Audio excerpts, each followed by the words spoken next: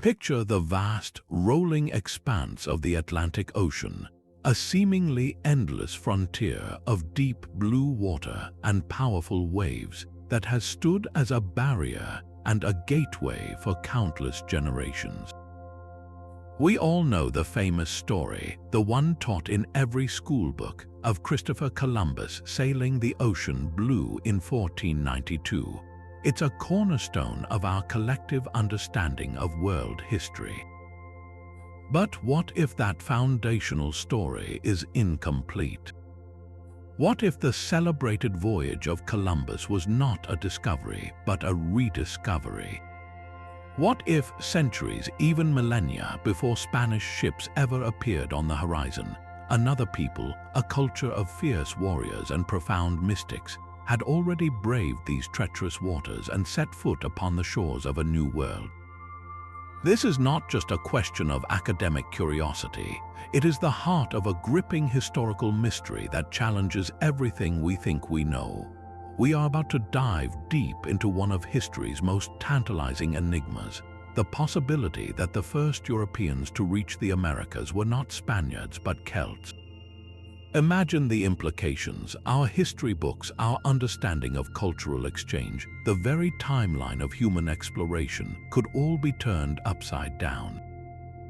This journey will take us across ancient landscapes, through cryptic archaeological finds, and into the heart of enduring legends that have persisted for thousands of years. We will sift through the evidence, piece together the clues, and confront a narrative that has long been relegated to the fringes of accepted history. This is an investigation into the unknown, a search for truths that have been obscured by time, waiting just beneath the surface of our accepted reality. So join me as we pull back the curtain on this incredible possibility, exploring the compelling artifacts and puzzling anomalies that suggest a transatlantic connection far older than anyone ever imagined. Prepare to have your perspective on the past permanently altered as we ask the bold and provocative question, did the Celts discover the New World first? To even begin contemplating such a monumental journey, we first need to understand exactly who these people were.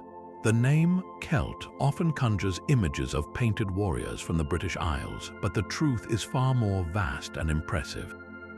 The Celts were not a single, unified nation, but a sprawling tapestry of tribal societies, connected by similar languages, artistic styles, and spiritual beliefs, whose influence stretched across the European continent. At their peak, their territory extended from the misty shores of Ireland and Scotland all the way to the heart of Anatolia in modern-day Turkey.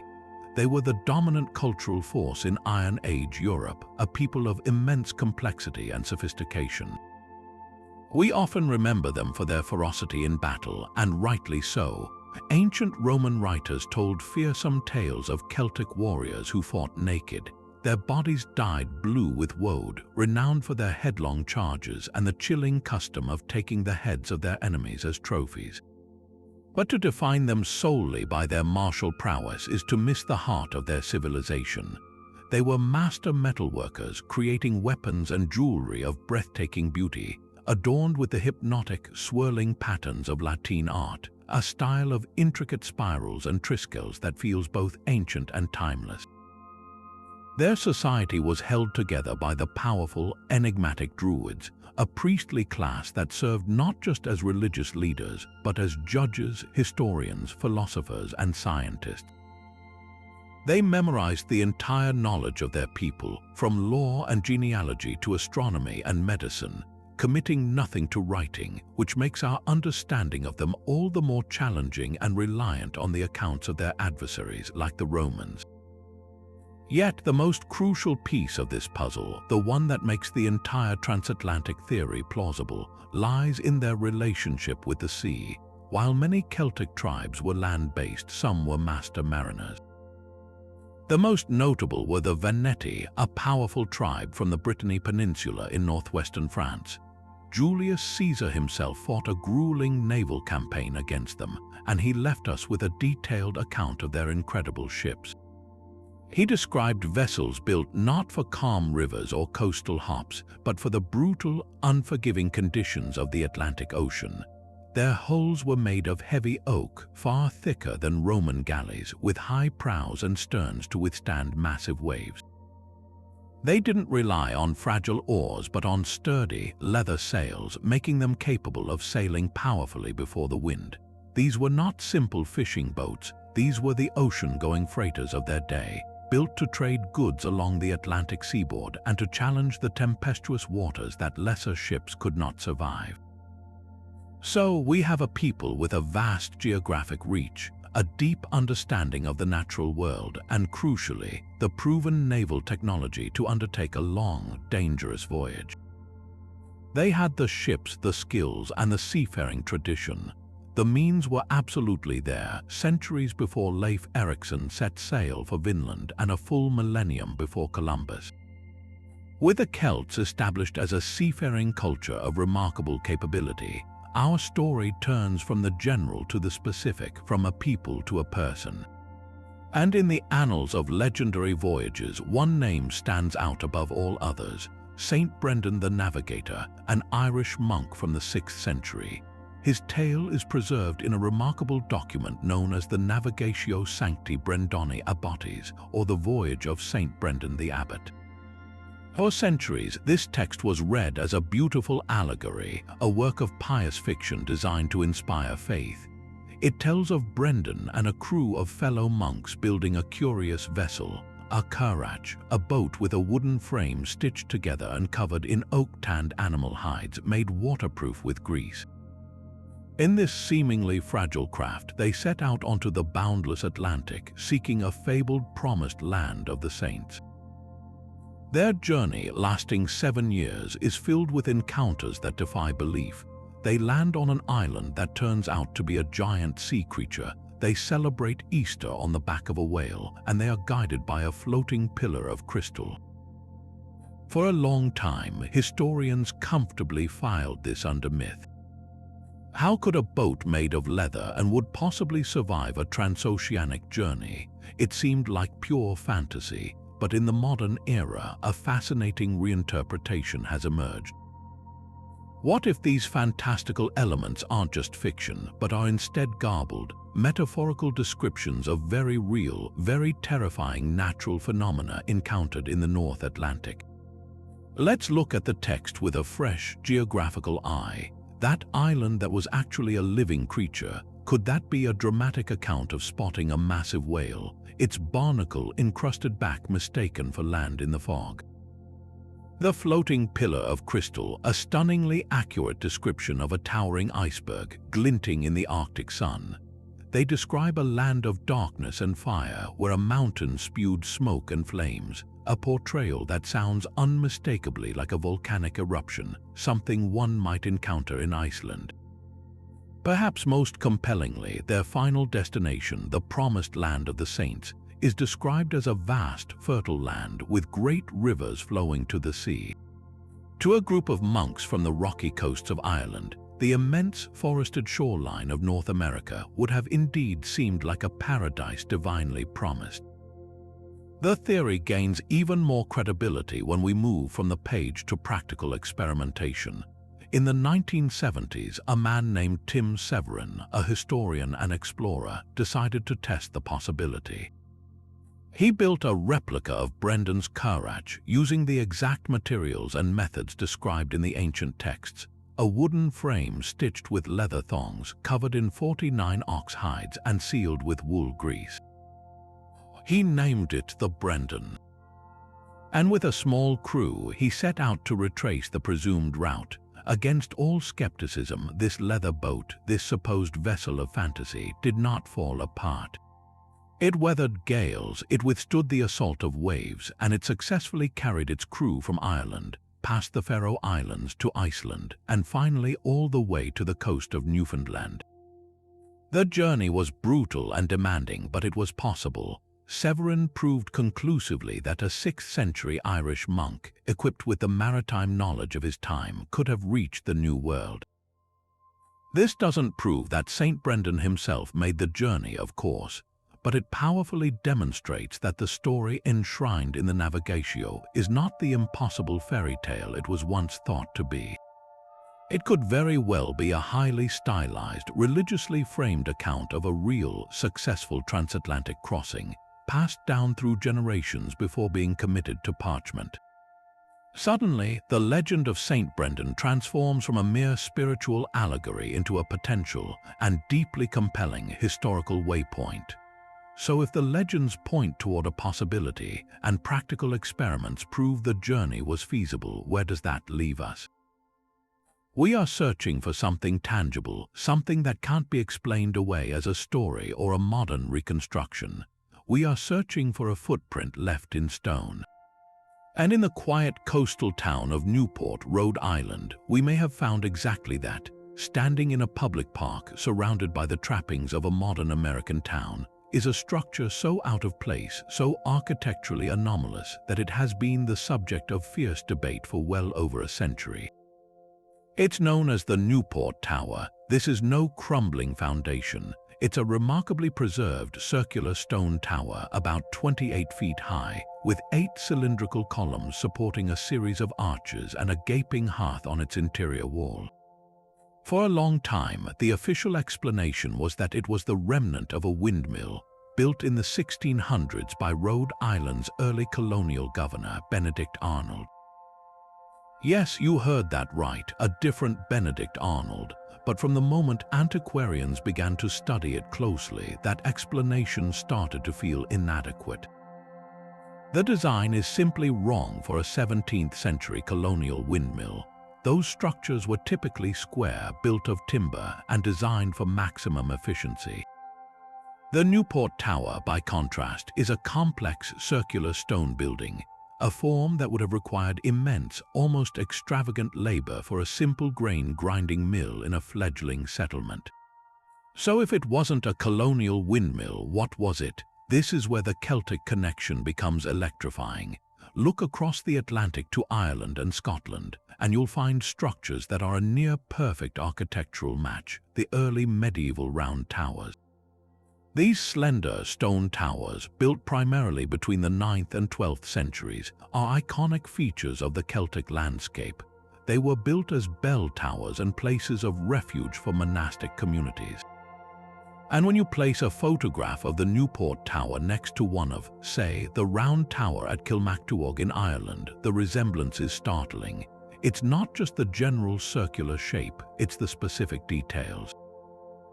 Both feature the same number of supporting columns, the same arched openings, and the same construction method using unmortared stone for the lower sections.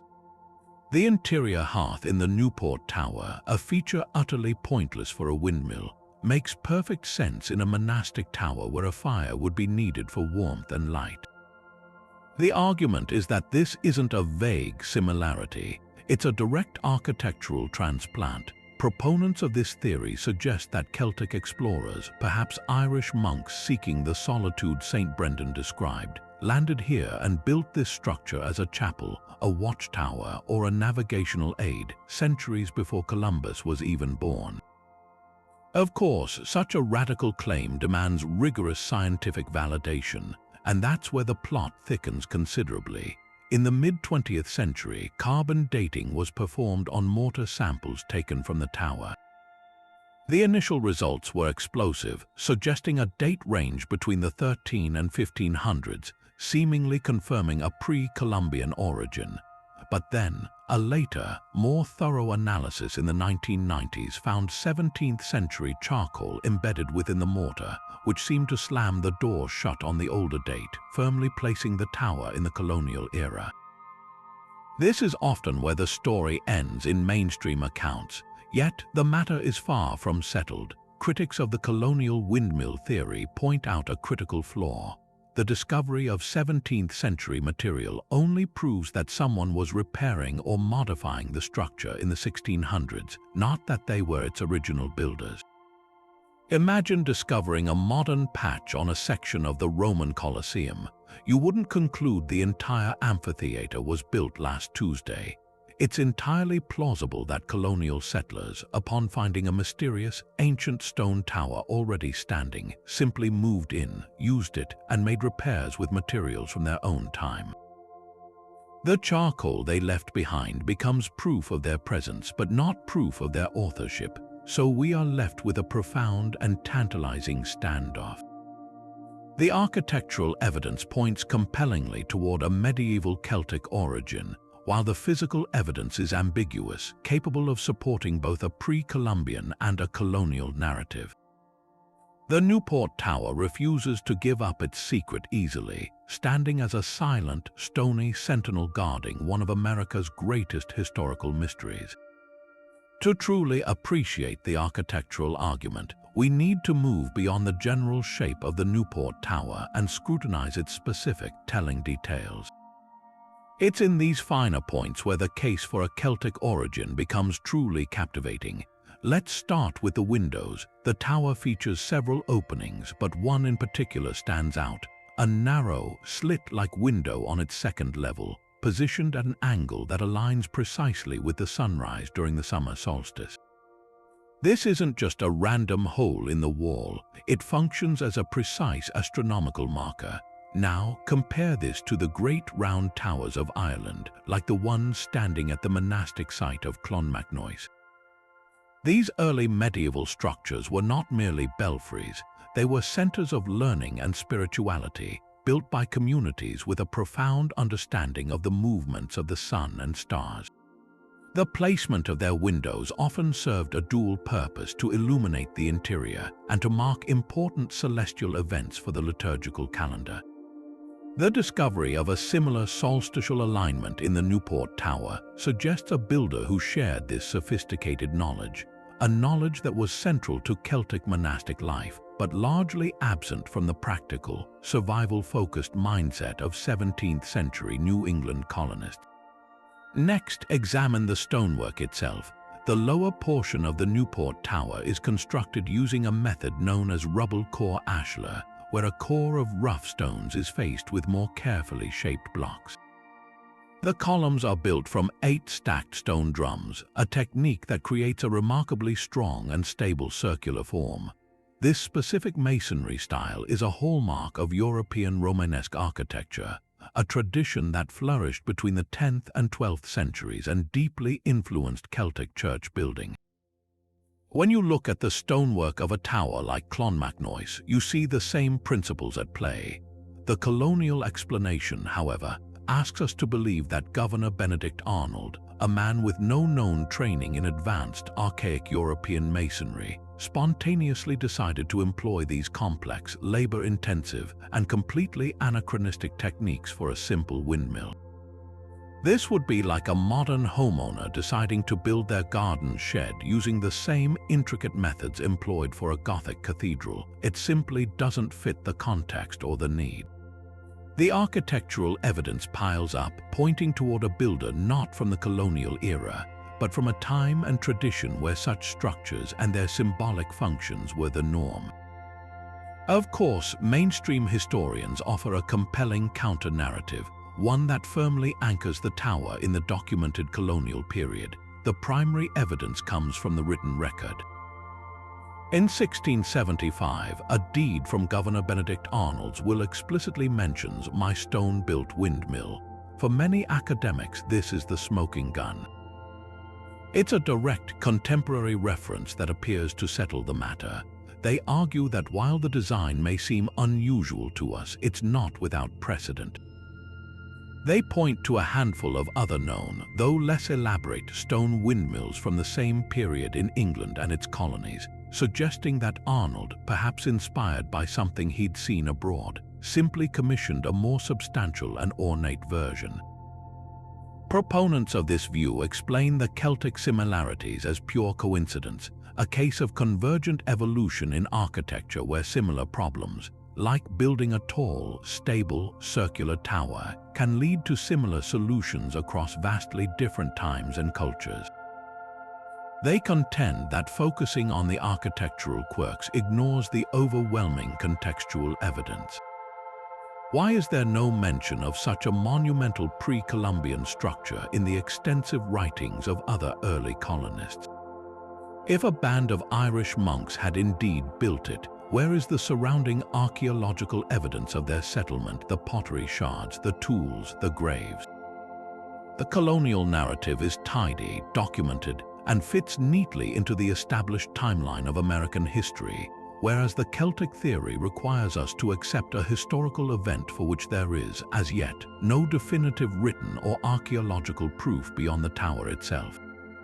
The heart of the problem, the reason this debate remains so fiercely contentious after all these years, lies in the profound difficulty of definitively dating a stone structure.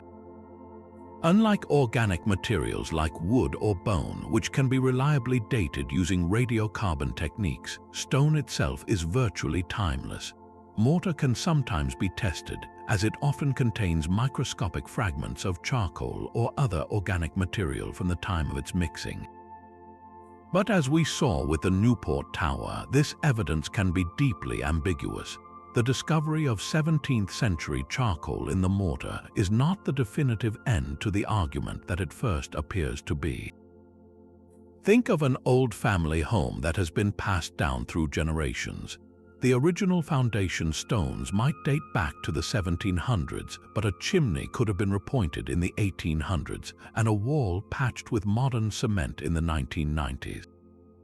A future archaeologist finding that 20th century cement wouldn't logically conclude the entire house was built in the 1990s. They would recognize it as evidence of a later repair. This is the exact challenge we face with the Newport Tower. The colonial-era charcoal likely proves that the structure was being maintained or modified by settlers in the 1600s, but it does not, and cannot conclusively prove they were its original builders. The tower stands as a stark reminder of the limits of our scientific tools and the interpretive nature of history itself. One side sees a colonial windmill with some curious but ultimately explainable old-world stylistic flourishes.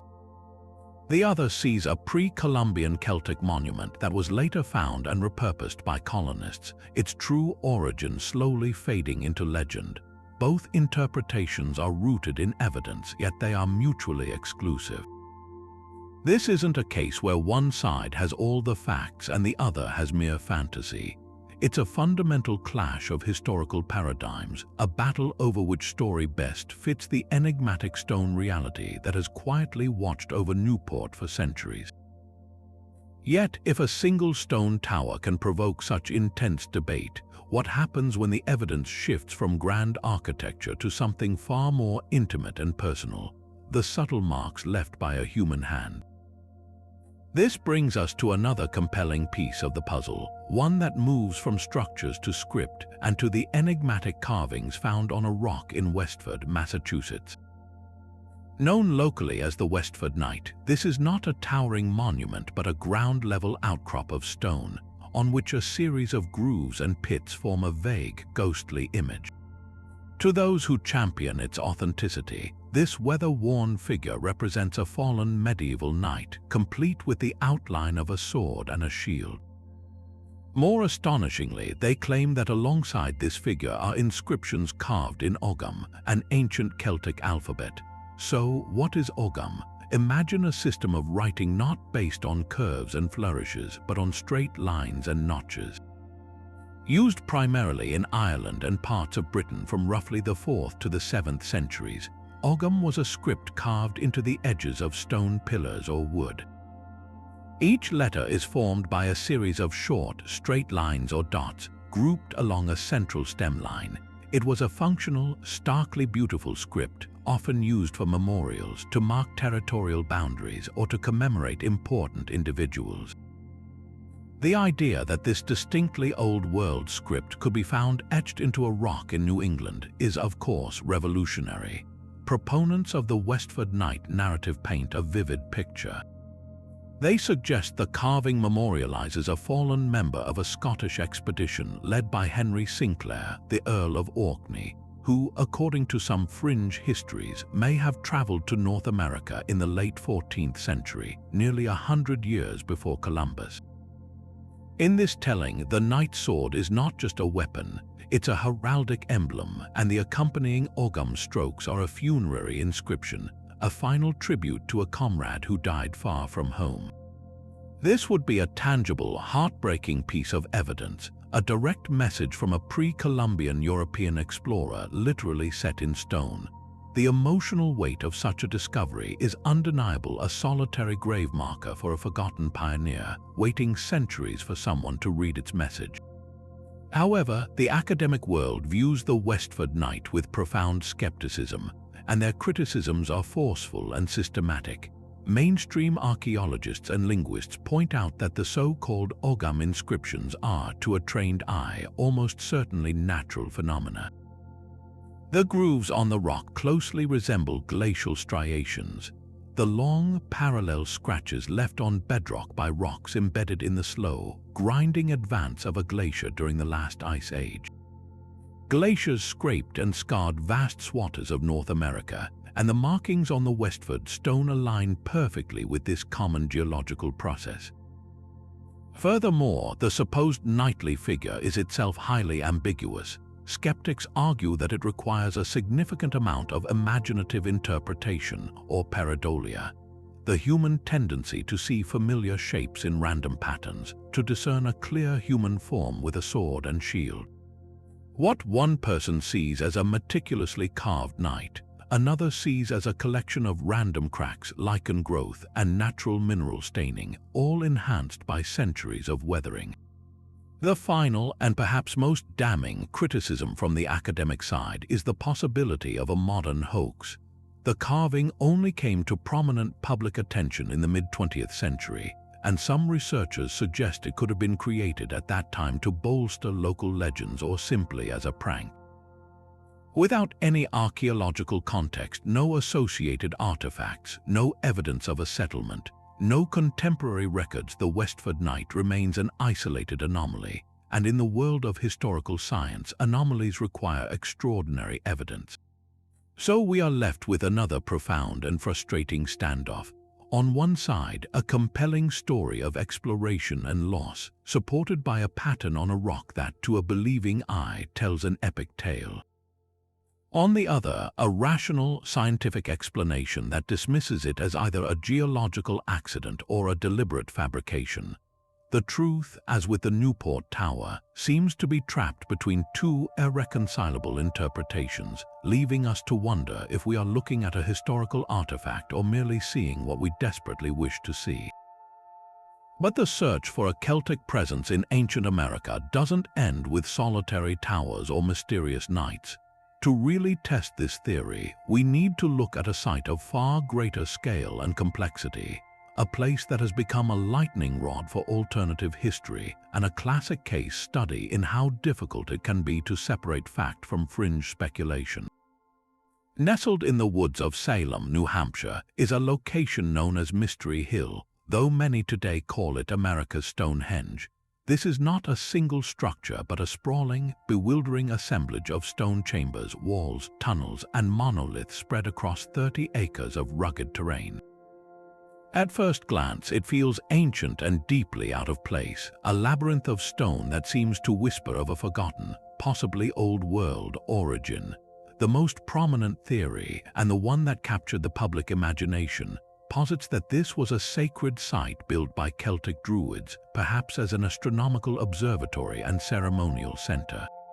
Proponents point to the so-called sacrificial table, a massive grooved stone slab that looks eerily like an altar, and to specific stone chambers that align with the sunrise on solstices and equinoxes. They argue that the construction style, using massive, unmortared stones fitted together in a way that resembles European megalithic sites, is completely alien to known Native American building traditions in the region. This narrative paints a picture of intrepid Celtic explorers not just landing on the coast, but moving inland to establish a permanent, spiritually significant settlement. However, to truly understand Mystery Hill, we must untangle its very complicated modern history, which is almost as layered as the site itself. The the property was privately owned for generations, and from the early 20th century onward, it was heavily and often controversially modified. The man most associated with this is William Goodwin, who purchased the site in the 1930s. Goodwin was a passionate believer in a pre-Columbian Irish presence in America, and he enthusiastically set about restoring the site to fit his vision. This involved moving stones, reconstructing walls, and essentially creating the very layout that many visitors see today as authentically ancient. This is a critical point. Much of what is now presented as the mysterious, ancient core of America's Stonehenge was shaped by a 20th century amateur archaeologist with a very specific agenda. Later owners continued this trend, developing the site into a commercial tourist attraction, which further cemented the Celtic Druid narrative in the popular mind.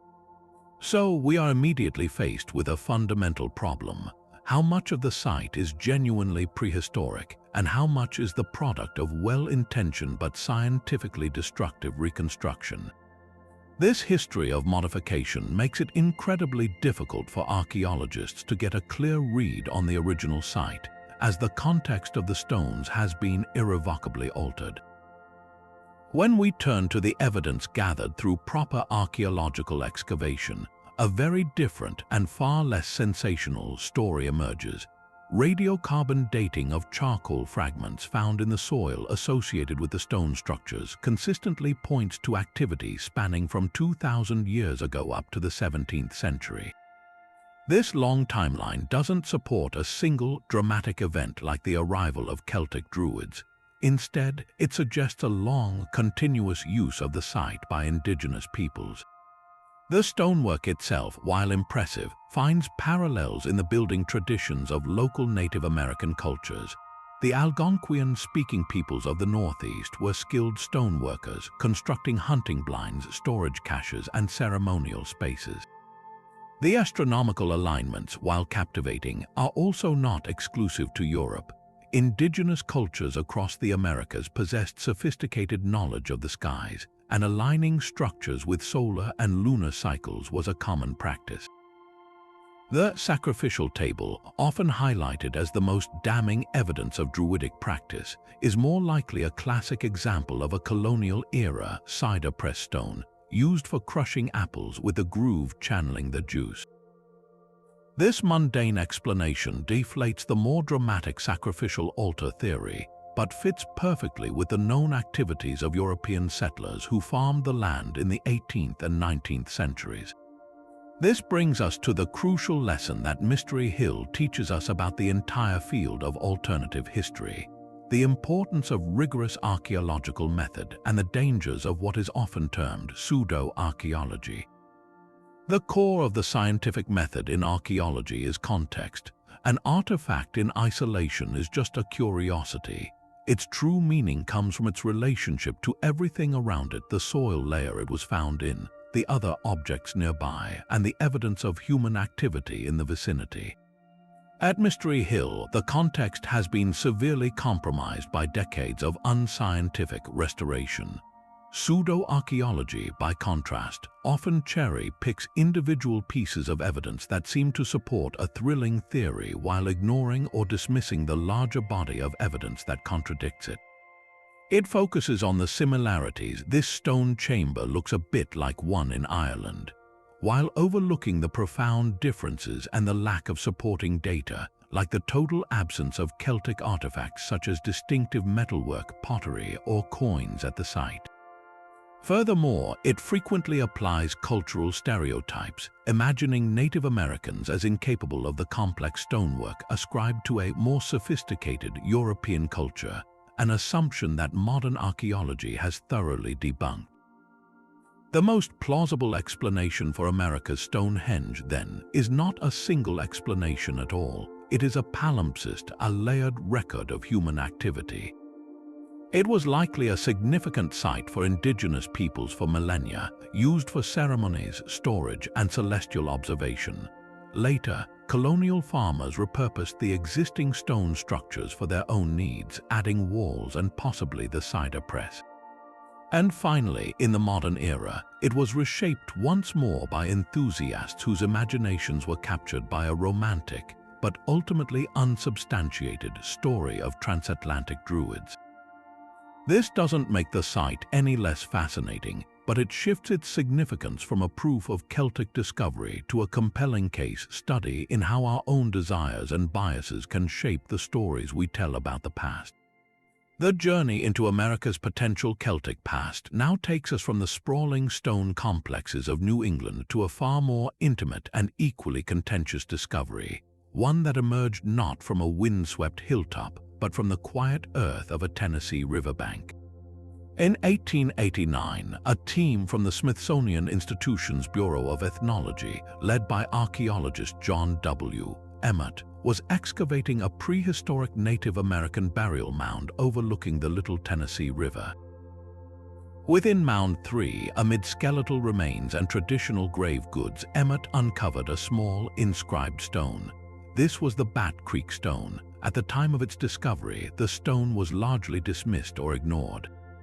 The consensus was that the inscription was likely a form of Cherokee syllabary, a writing system developed in the early 19th century, and thus not considered particularly ancient or remarkable. For decades, the stone sat in a Smithsonian drawer, a forgotten curiosity. But in the 1970s, this obscure artifact was thrust into the center of the pre-Columbian controversy, undergoing a dramatic reinterpretation that would challenge conventional history once more. A respected epigrapher, Dr. Cyrus Gordon, examined the inscription and made a startling declaration. He argued that the characters were not Cherokee at all, but rather an ancient Semitic script known as Paleo-Hebrew. When the stone was rotated 180 degrees from its original published orientation, Gordon identified a sequence of letters that he translated as for Judah, a phrase that would unmistakably link the ancient Near East to pre-Columbian North America. This reinterpretation was electrifying. It suggested that a group of Israelites or people familiar with their language had been present in the American heartland centuries before European contact. And this is where the Celtic connection resurfaces in a fascinating way. Some researchers, building on Gordon's work, have pointed to legendary histories and ancient texts that speak of the 10 lost tribes of Israel who were dispersed after the Assyrian conquest. According to these narratives, some of these tribes migrated westward across Europe, eventually merging with and influencing Celtic cultures. The theory posits that these Celtic Israelite groups, carrying their language and traditions, could have been the seafarers who eventually brought Paleo-Hebrew script to the New World. In this version of events, the Bat Creek Stone isn't just a Hebrew relic. It becomes a potential token left by a Celtic explorer community with roots in the ancient Levant, a physical piece of evidence supporting a vast intercontinental migration story that ties together the old world and the new in a way that completely bypasses the traditional Columbus narrative. The implications are, of course, staggering, suggesting a level of global interconnectedness in antiquity that rewrites our history books. However, as with every artifact we've examined, this radical claim is met with an equally powerful and scientifically grounded rebuttal from the mainstream academic community. The primary evidence against the stone's authenticity comes from a meticulous forensic analysis of the inscription itself. Mainstream archaeologists and linguists argue that the characters on the Bat Creek Stone bear a striking and ultimately damning resemblance to the letters found in a popular 19th century reference book. In 1870, a book called The General History, Cyclopedia and Dictionary of Freemasonry was published, and it contained a chart comparing various alphabets including the Paleo-Hebrew script. The sequence of letters on the Bat Creek Stone aligns almost perfectly with the specific form and order of letters shown in this Masonic reference work. The chances of an ancient, authentic inscription independently matching a modern published chart are astronomically low. This coincidence strongly points toward a 19th century forger, likely someone with Masonic connections or access to that specific book, creating the inscription and planting it in the mound. The historical context makes this scenario even more plausible. The late 19th century was a period of intense fascination with mound builders and the origins of Native American cultures. A prevailing, though racist, theory of the time, known as the mound builder myth, argued that the sophisticated earthworks found across North America were too advanced to have been built by native peoples and must have been the work of a lost race of Europeans or other Old World civilizations. In this atmosphere, there was a powerful incentive to find artifacts that would prove these theories. The Bat Creek stone, discovered by a government-funded archaeologist, would have been the ultimate validation for these groups. Furthermore, the circumstances of its discovery raise red flags. John W. Emmett, the excavator, was a temporary field worker under professional pressure to produce significant finds to secure his position. The possibility that he, or someone else, created the inscription to ensure continued employment cannot be easily dismissed. When you combine the precise match to a modern sourcebook with the potent cultural motivations of the era, the case for the Bat Creek stone as a deliberate hoax becomes exceptionally strong. This leaves us grappling with the recurring and profoundly frustrating theme that haunts the entire search for a pre-Columbian Celtic presence: the problem of disputed artifacts. The Bat Creek stone, the Westford Knight, and the Newport Tower all exist in a kind of historical purgatory. For each one, there exists a compelling, romantic narrative that appeals to our desire for a more complex and interconnected ancient world. And for each one, there is an equally compelling, often scientifically backed, skeptical explanation that grounds the object in a more mundane, if less thrilling, reality. This pattern reveals a deeper conflict over how we interpret the past and what we accept as proof. Proponents of alternative histories often operate like defense attorneys, building a case by presenting a series of circumstantial clues. They point to architectural similarities, weathered carvings, and enigmatic inscriptions, arguing that the collective weight of these anomalies is too great to ignore. They ask us to look at the bigger picture, to see a pattern that orthodox history is blind to. The mainstream academic establishment, on the other hand, functions as a rigorous court of scientific inquiry where the standard of evidence is justifiably high. A single artifact, especially one with questionable provenance or an alternative modern explanation, is not enough to overturn a well-established historical paradigm. They demand corroborating evidence, a settlement site with clearly European-style house foundations, a midden containing old-world animal bones alongside datable charcoal, or a cache of unmistakably Celtic metalwork. This evidence so far has not materialized. The Bat Creek stone encapsulates this entire debate in miniature. It is either a world-shattering proof of transoceanic contact or an ingenious, cynical fraud from a bygone era. Its very existence forces us to confront difficult questions about our own biases. Do we want it to be real because it makes history more exciting? Or do we dismiss it too quickly because it challenges the comfortable narrative we've been taught? The stone itself offers no easy answers, sitting silently in a museum, its inscription continuing to speak a language of mystery that we still struggle to translate. Our journey now takes us away from the misty coasts of New England and into the vast, rugged wilderness of northwestern Ontario, Canada, to a story that serves as a crucial cautionary tale in the search for pre-Columbian Europeans.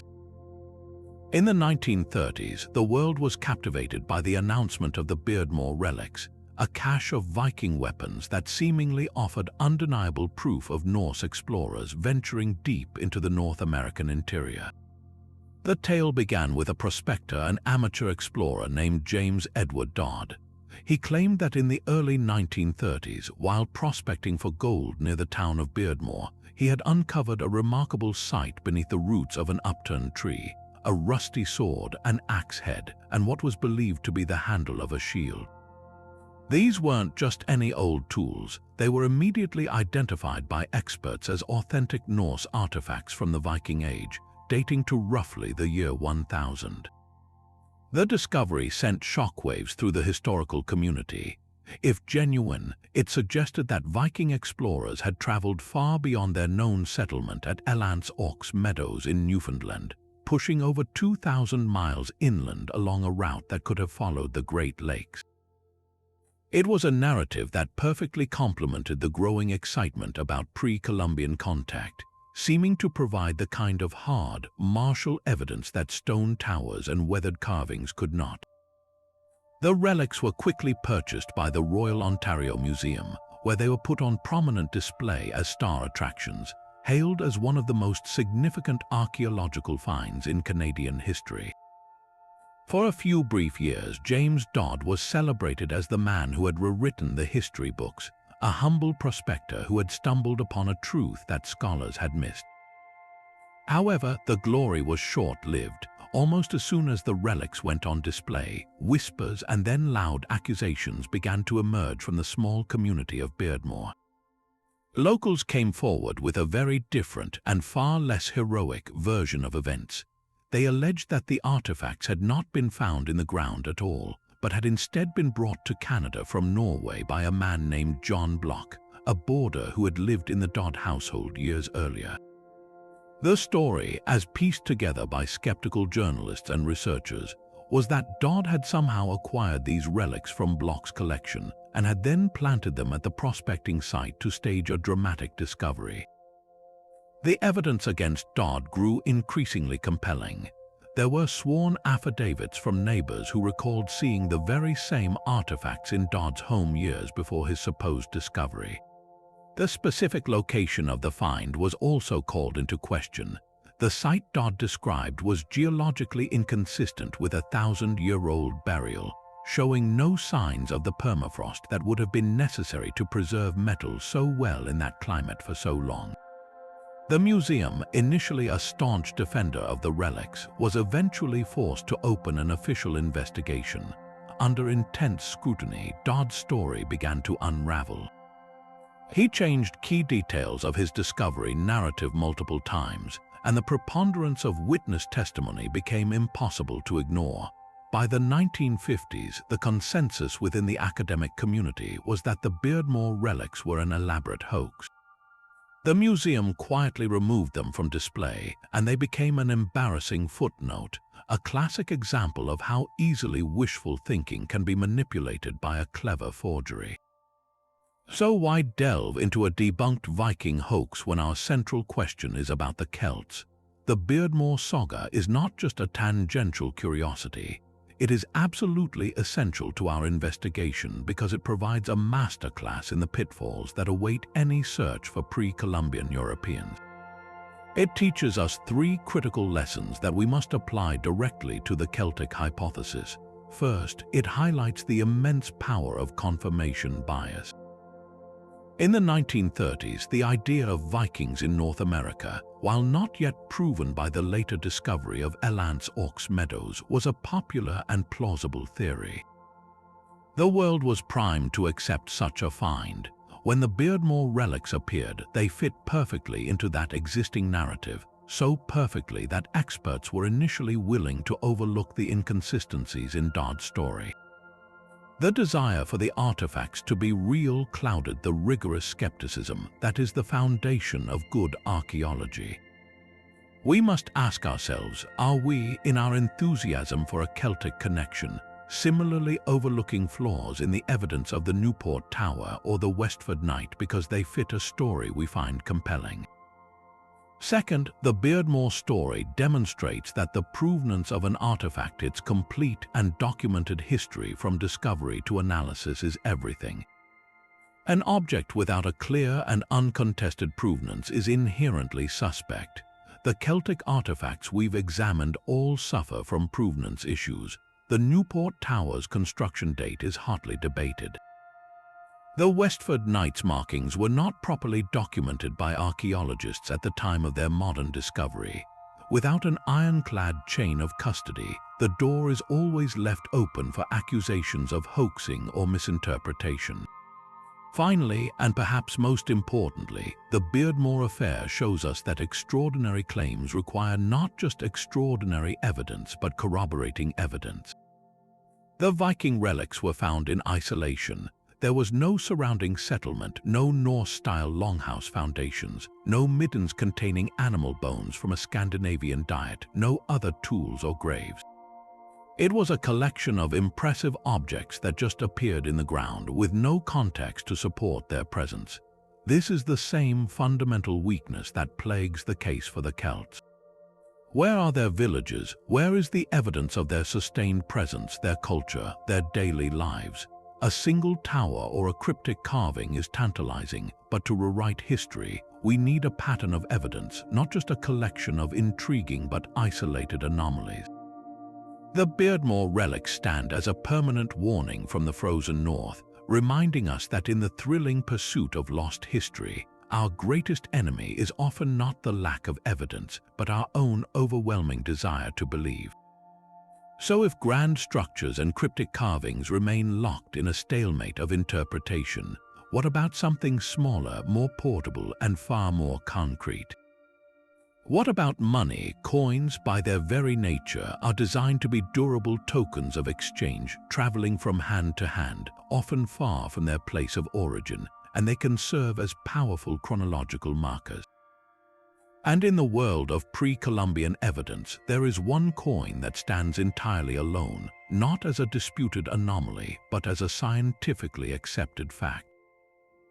This is the story of the Maine penny. In 1957, during a meticulously documented archaeological dig at the Goddard site, a prehistoric Native American settlement on the coast of Maine, a team of professional archaeologists uncovered a small silver coin.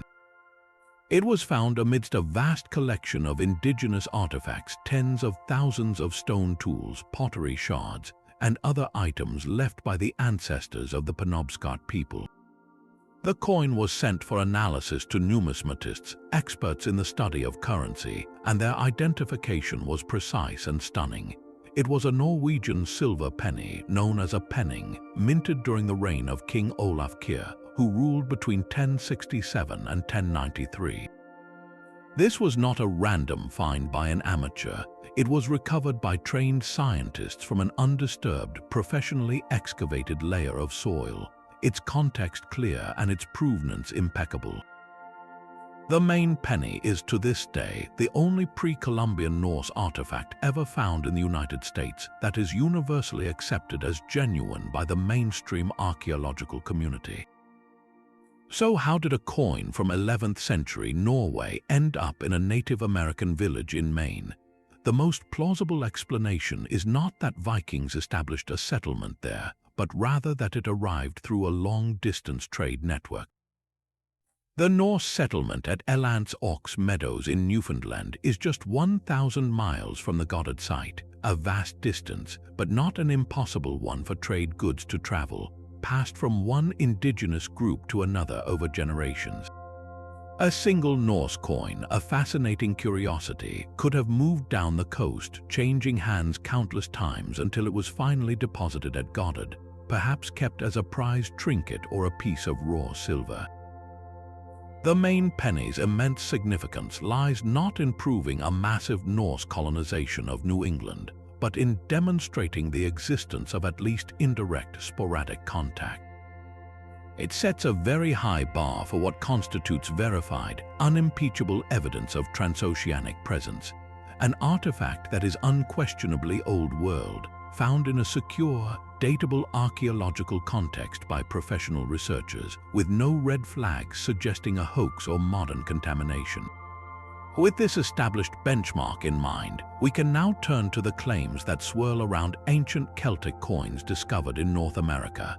Over the years, reports have surfaced of coins, particularly from the Gaulish Celts, being found in various locations across the eastern United States, from the shores of New England to the riverbanks of the Midwest. If even one of these claims could be verified to the same standard as the Maine penny, it would be a game-changer, providing the kind of small, durable, and universally recognizable evidence that the Celtic theory so desperately lacks. Yet, despite these persistent stories, not a single Celtic coin has ever been authenticated. The reasons for this are deeply revealing and strike at the heart of why the mainstream historical community remains so skeptical. First and foremost is the issue of provenance, the documented history of an object's discovery. Almost all reported Celtic coin finds are what archaeologists term surface finds. They are discovered by amateur collectors, often with metal detectors, lying on the surface of a plowed field or a beach. The coin is completely removed from its original context. There is no way to know what soil layer it came from, what other artifacts were nearby, or how long it has been there. Without this crucial context, there is no scientific way to rule out the possibility that the coin was dropped by a modern collector, accidentally mixed in with soil brought as ship ballast from Europe in the 18th or 19th century, or is even an outright forgery planted as a prank. The main penny was powerful because it was found in situ by professionals. A Celtic coin picked up in a field is, scientifically speaking, little more than a curiosity. Furthermore, when these coins are subjected to rigorous analysis, the story often falls apart. Genuine ancient coins develop a specific type of corrosion patina over centuries, a chemical signature that is very difficult to fake. Many of the purported Celtic coins found in America, when examined by experts, show patinas that are inconsistent with long-term burial in North American soils, or they bear tool marks suggesting they are modern replicas. There's also a powerful psychological and economic dimension to consider. The field of alternative history has a market, and there are people who actively desire such artifacts to be real. This demand can, unfortunately, create a supply. The temptation for a forger to create a Celtic coin, or for an unscrupulous dealer to misrepresent a genuine ancient European coin as an American find, is very real. The potential for financial gain or fame can corrupt the chain of evidence from the very start. This is not to accuse every amateur finder of deception. Many are perfectly sincere in their belief.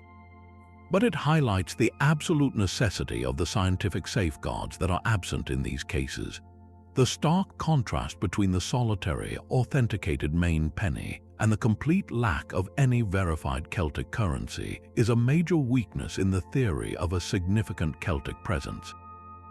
If Celtic explorers were traveling to the New World frequently enough to build substantial stone towers like the one in Newport, or to establish inland settlements, they would have been engaging in trade, paying for goods or services, or simply carrying their personal wealth. Coins would have been lost, dropped, or buried just as they were throughout the ancient world. That we have not found a single one in a secure archaeological context after centuries of intensive digging and collecting across North America is a silence that speaks volumes. It suggests that if the Celts did come, their visits were so fleeting, so rare, or on such a small scale that they left no such tangible monetary trace behind. The absence of coins doesn't completely disprove the idea of contact, but it forces the theory to rely entirely on ambiguous evidence like stones and structures, which will always be open to debate, rather than on the definitive, clinking proof of a pocketful of change. But perhaps the most delicious piece of evidence in this entire mystery isn't made of stone or metal, but of something far more organic and surprising. It's time to shift our focus from the silent testimony of artifacts to the quiet, growing proof of botany, and to a humble plant that has sparked one of the most intriguing debates in historical science, the sweet potato. This is a story that connects two worlds separated by the planet's largest ocean in a way that seems to defy simple explanation. The sweet potato, scientifically known as Ipomoea batatas, is undeniably native to the Americas. Its wild ancestors are found here, and it was a domesticated staple crop for cultures from Peru to the American Southeast for thousands of years. Yet, when European explorers first reached the far-flung islands of Polynesia, they found something astonishing. The sweet potato was already there, deeply integrated into the local diet and culture. It wasn't a newly introduced plant. It had a long history, known by names like Cuamala and most famously Cumara, a name that bears a striking and perhaps telling resemblance to the Quechua word for the plant used by the Inca in the Andes, Cayuma. The plant's presence in Polynesia, confirmed by archaeological remains dating back to around the year 1000, creates an undeniable biological bridge across the Pacific. The prevailing and most strongly supported theory is that this was the result of Polynesian voyagers. We know the Polynesians were the greatest navigators in human history, using their incredible knowledge of stars, winds, and waves to settle islands across a vast oceanic expanse. The logical conclusion is that they, at some point, sailed eastward, reaching the coast of South America, and brought the precious sweet potato back with them on their return journey. This is a widely accepted and remarkable story of pre-Columbian contact. However, the presence of this American plant in the Old World has also been used to fuel more speculative theories. Some researchers have pointed to vague linguistic similarities or ancient texts to suggest that other seafaring cultures, perhaps even the Celts, could have been responsible for its transfer. The idea is that if one culture could make the journey, why not another? This is where we must apply a heavy dose of scientific caution. While the sweet potato provides stunning proof that transoceanic travel and the transfer of species was indeed possible long before Columbus, it is very difficult to use a plant alone as a fingerprint for a specific culture. The problem is that plants are silent travelers. A sweet potato tuber can float on ocean currents and remain viable, or it can be carried by birds. More importantly, once a plant is adopted by a new culture, it sheds the identity of its original transporters. The sweet potato in Polynesia tells us that someone made contact, but without accompanying cultural evidence like a distinctly Celtic plough found in a Peruvian field or an inscription in Ogham on a Polynesian artifact. We cannot use the plant to point a finger at the Celts. It is powerful but anonymous evidence. It demonstrates the possibility of voyage and exchange, opening the door for theories like the Celtic connection, but it does not, by itself, step across that threshold to prove they were the ones who walked through it. The sweet potato stands as a tantalizing clue, not a conviction, reminding us that the natural world often holds secrets of human movement that our built environment has long since forgotten. If stones and structures can be contested, what about the very words spoken by people? This brings us to perhaps the most speculative yet strangely persistent branch of the Celtic discovery theory, the search for a linguistic connection. Proponents of this idea have long scoured the vocabularies of various Native American languages, particularly those within the Algonquian family, which includes tribes from New England to the Great Lakes, searching for words that sound similar to terms from Old Gaelic or Brythonic tongues. The claims can sound compelling on the surface. For instance, some have pointed to the Abenaki word for boat or canoe, which is a malan, and noted its similarity to the Old Irish word amron, also meaning a boat or a vessel. Others have looked at the Mi'kmaq word for a prominent leader or figure, gu tuk, and drawn a line to the Gaelic cu, meaning a hound or a warrior, a term famously used in the name of the Irish hero Cu Chulainn. On their own, these isolated similarities can spark the imagination, suggesting fleeting encounters where Celtic sailors shared their language with indigenous peoples, leaving behind a handful of borrowed words that persisted for centuries. It's a romantic notion, the idea that language itself could act as a time capsule, preserving the echo of a first contact that history has otherwise forgotten. However, when we subject these claims to the rigorous methodology of historical linguistics, the entire argument collapses. Mainstream linguists and anthropologists overwhelmingly reject these proposed connections, and for a set of very concrete scientific reasons. The first and most formidable hurdle is the sheer depth of time involved. Let's assume for a moment that a group of Celtic explorers did land in North America around 500 or 1,000 years ago. For a word to be borrowed from one language into another and then survive unchanged for a millennium is exceptionally rare. Languages are not static, they are living, evolving systems that change dramatically over centuries. The English spoken just 500 years ago in the time of Chaucer is barely intelligible to a modern speaker.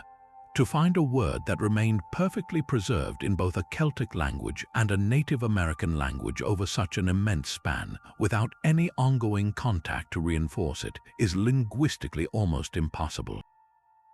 The words would have evolved in their respective language families, following their own internal sound shifts and grammatical rules, likely rendering them unrecognizable from their original forms. The second, and perhaps more damning, criticism is the problem of cherry-picking. The proponents of linguistic links typically engage in what linguists call chance resemblances. If you take any two unrelated languages from anywhere in the world and compare their dictionaries, you will inevitably find a handful of words that sound similar purely by accident. There are only so many sounds the human vocal tract can produce, and combinations are bound to repeat. For example, the English word dog has a coincidental sound alike in the Mbabaram language of Australia, which also uses dog to mean the animal.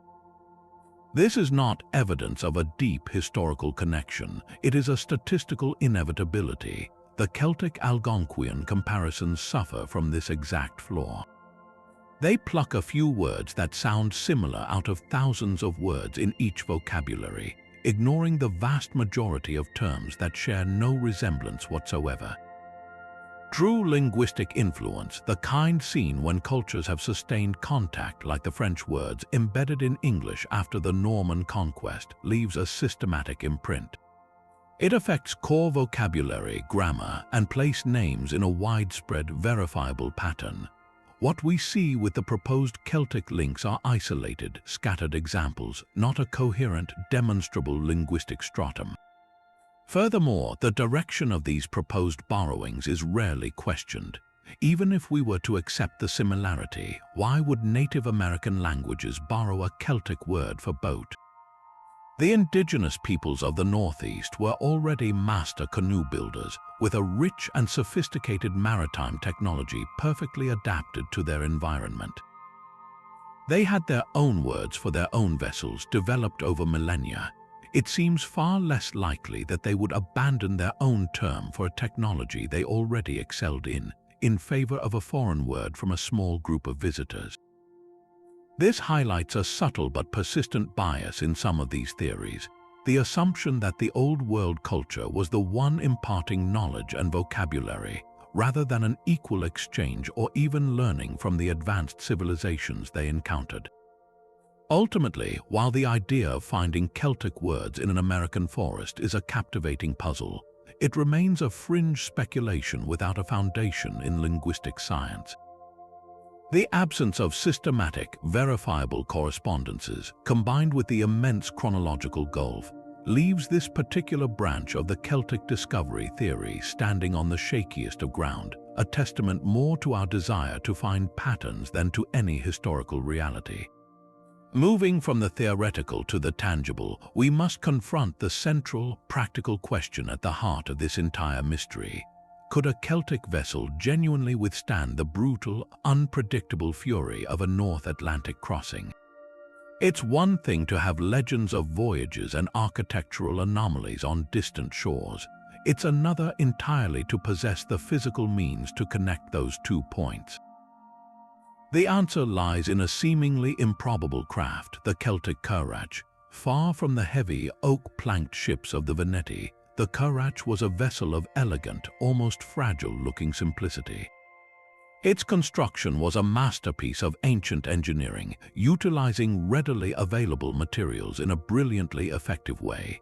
Imagine a skeleton of flexible, seasoned wood, often ash or oak, carefully bent and lashed together with leather thongs to form a graceful, curved hull.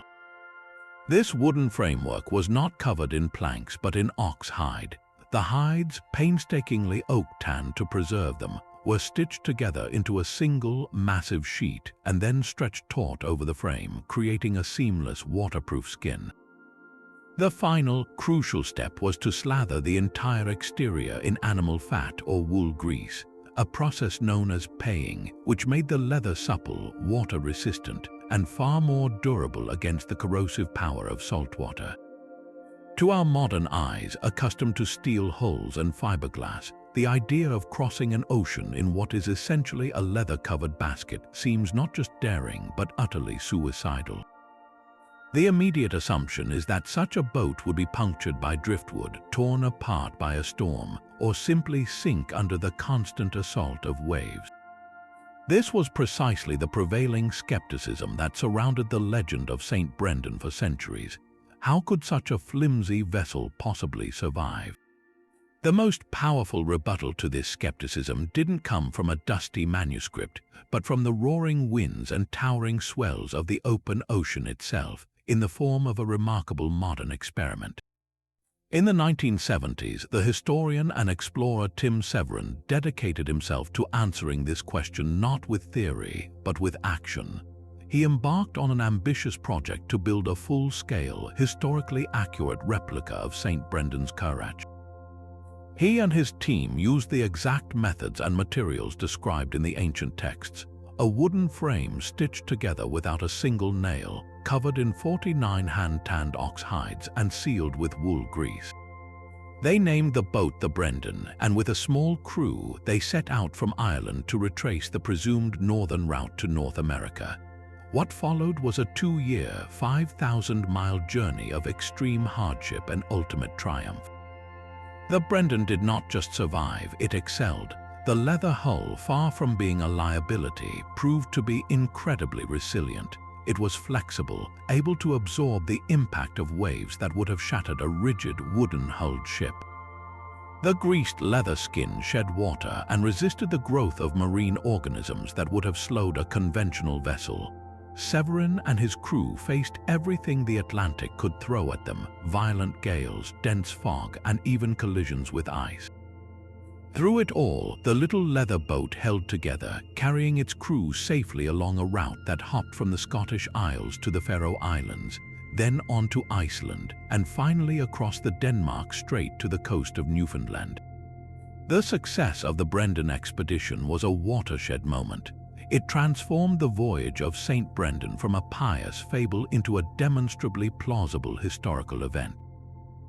Severin proved conclusively that the technology existed, and that the seafaring knowledge of the time was more than sufficient to navigate these waters using the stars, the flight patterns of birds, and the subtle signs of distant land. This doesn't prove that Irish monks actually made the journey, but it completely obliterates the argument that they couldn't have. The northern route itself was a key to this feasibility. Unlike a direct, terrifying crossing of the empty central Atlantic, the northern path offered a series of stepping stone islands. Each leg of the journey, from Ireland to the Hebrides to the Faroes to Iceland, and then to Greenland and finally Newfoundland, was a manageable segment allowing for rest, repairs, and reprovisioning. These were not random landfalls, they were part of a known seascape to northern mariners. The Currach, with its shallow draft, was perfectly suited for landing on the rocky, unprotected beaches of these islands, something a deeper draft ship would have struggled with. So, when we strip away the modern assumptions and look at the evidence provided by both ancient texts and modern adventure, we are left with an inescapable conclusion. The Celtic Currach was not a primitive raft, it was a highly specialized ocean-going craft, honed by generations of seafarers who understood the Atlantic's moods. It had the strength, the buoyancy, and the endurance to make the journey. The means were not just possible, they were, as Tim Severin so vividly demonstrated, proven. So we have the means, we have tantalizing clues, and we have a vessel proven capable of the journey. But this leads to perhaps the most human question of all: why? Why would anyone willingly launch themselves into the vast, terrifying emptiness of the open Atlantic in a boat made of leather and faith? What powerful force could possibly compel a group of Irish monks or seasoned Celtic seafarers to risk everything on such a seemingly suicidal endeavor? The answer isn't a single, simple motivation, but a complex tapestry of spiritual yearning, economic pressure, and the timeless, indefinable human urge to see what lies beyond the horizon. For a figure like Saint Brendan and his fellow monks, the primary engine of exploration was almost certainly religious devotion. In the 6th and 7th centuries, a powerful movement known as Peregrinatio pro Christo, a pilgrimage for Christ, swept through the Irish church. This wasn't a pilgrimage to a specific holy site like Jerusalem or Rome. It was something far more radical and profound. It was an act of self-exile, of casting oneself adrift on the ocean as an ultimate test of faith and submission to God's will. The monks believed that by abandoning their homeland, their kin, and all worldly comforts, they could achieve a deeper, more perfect union with the divine.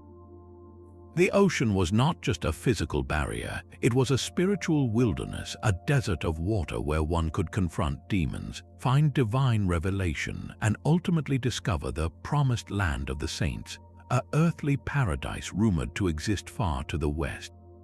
This was not a voyage of conquest or trade, it was a quest for salvation. The very fragility of their leather currach was part of the point. It was a vessel of pure faith, a tangible demonstration that their survival depended not on human engineering but on divine providence. Every storm weathered, every unknown island reached was seen as a miracle, a sign of God's favor on their holy mission. Yet it would be a mistake to paint all potential Celtic voyagers with the same spiritual brush. Alongside the monks seeking God, there were undoubtedly hardened, practical mariners driven by more worldly concerns. The Celtic world was not always a peaceful one. Periods of intense political upheaval, tribal warfare, and even famine could have created powerful push factors. Imagine a clan on the losing side of a conflict, their land seized, their future bleak. The ocean, for them, represented not a spiritual test but an escape route, a desperate gamble for survival and a chance to establish a new life far from their enemies. Furthermore, we know from historical accounts that Celtic tribes were active and savvy traders along the Atlantic seaboard, dealing in valuable commodities like tin, amber, and gold.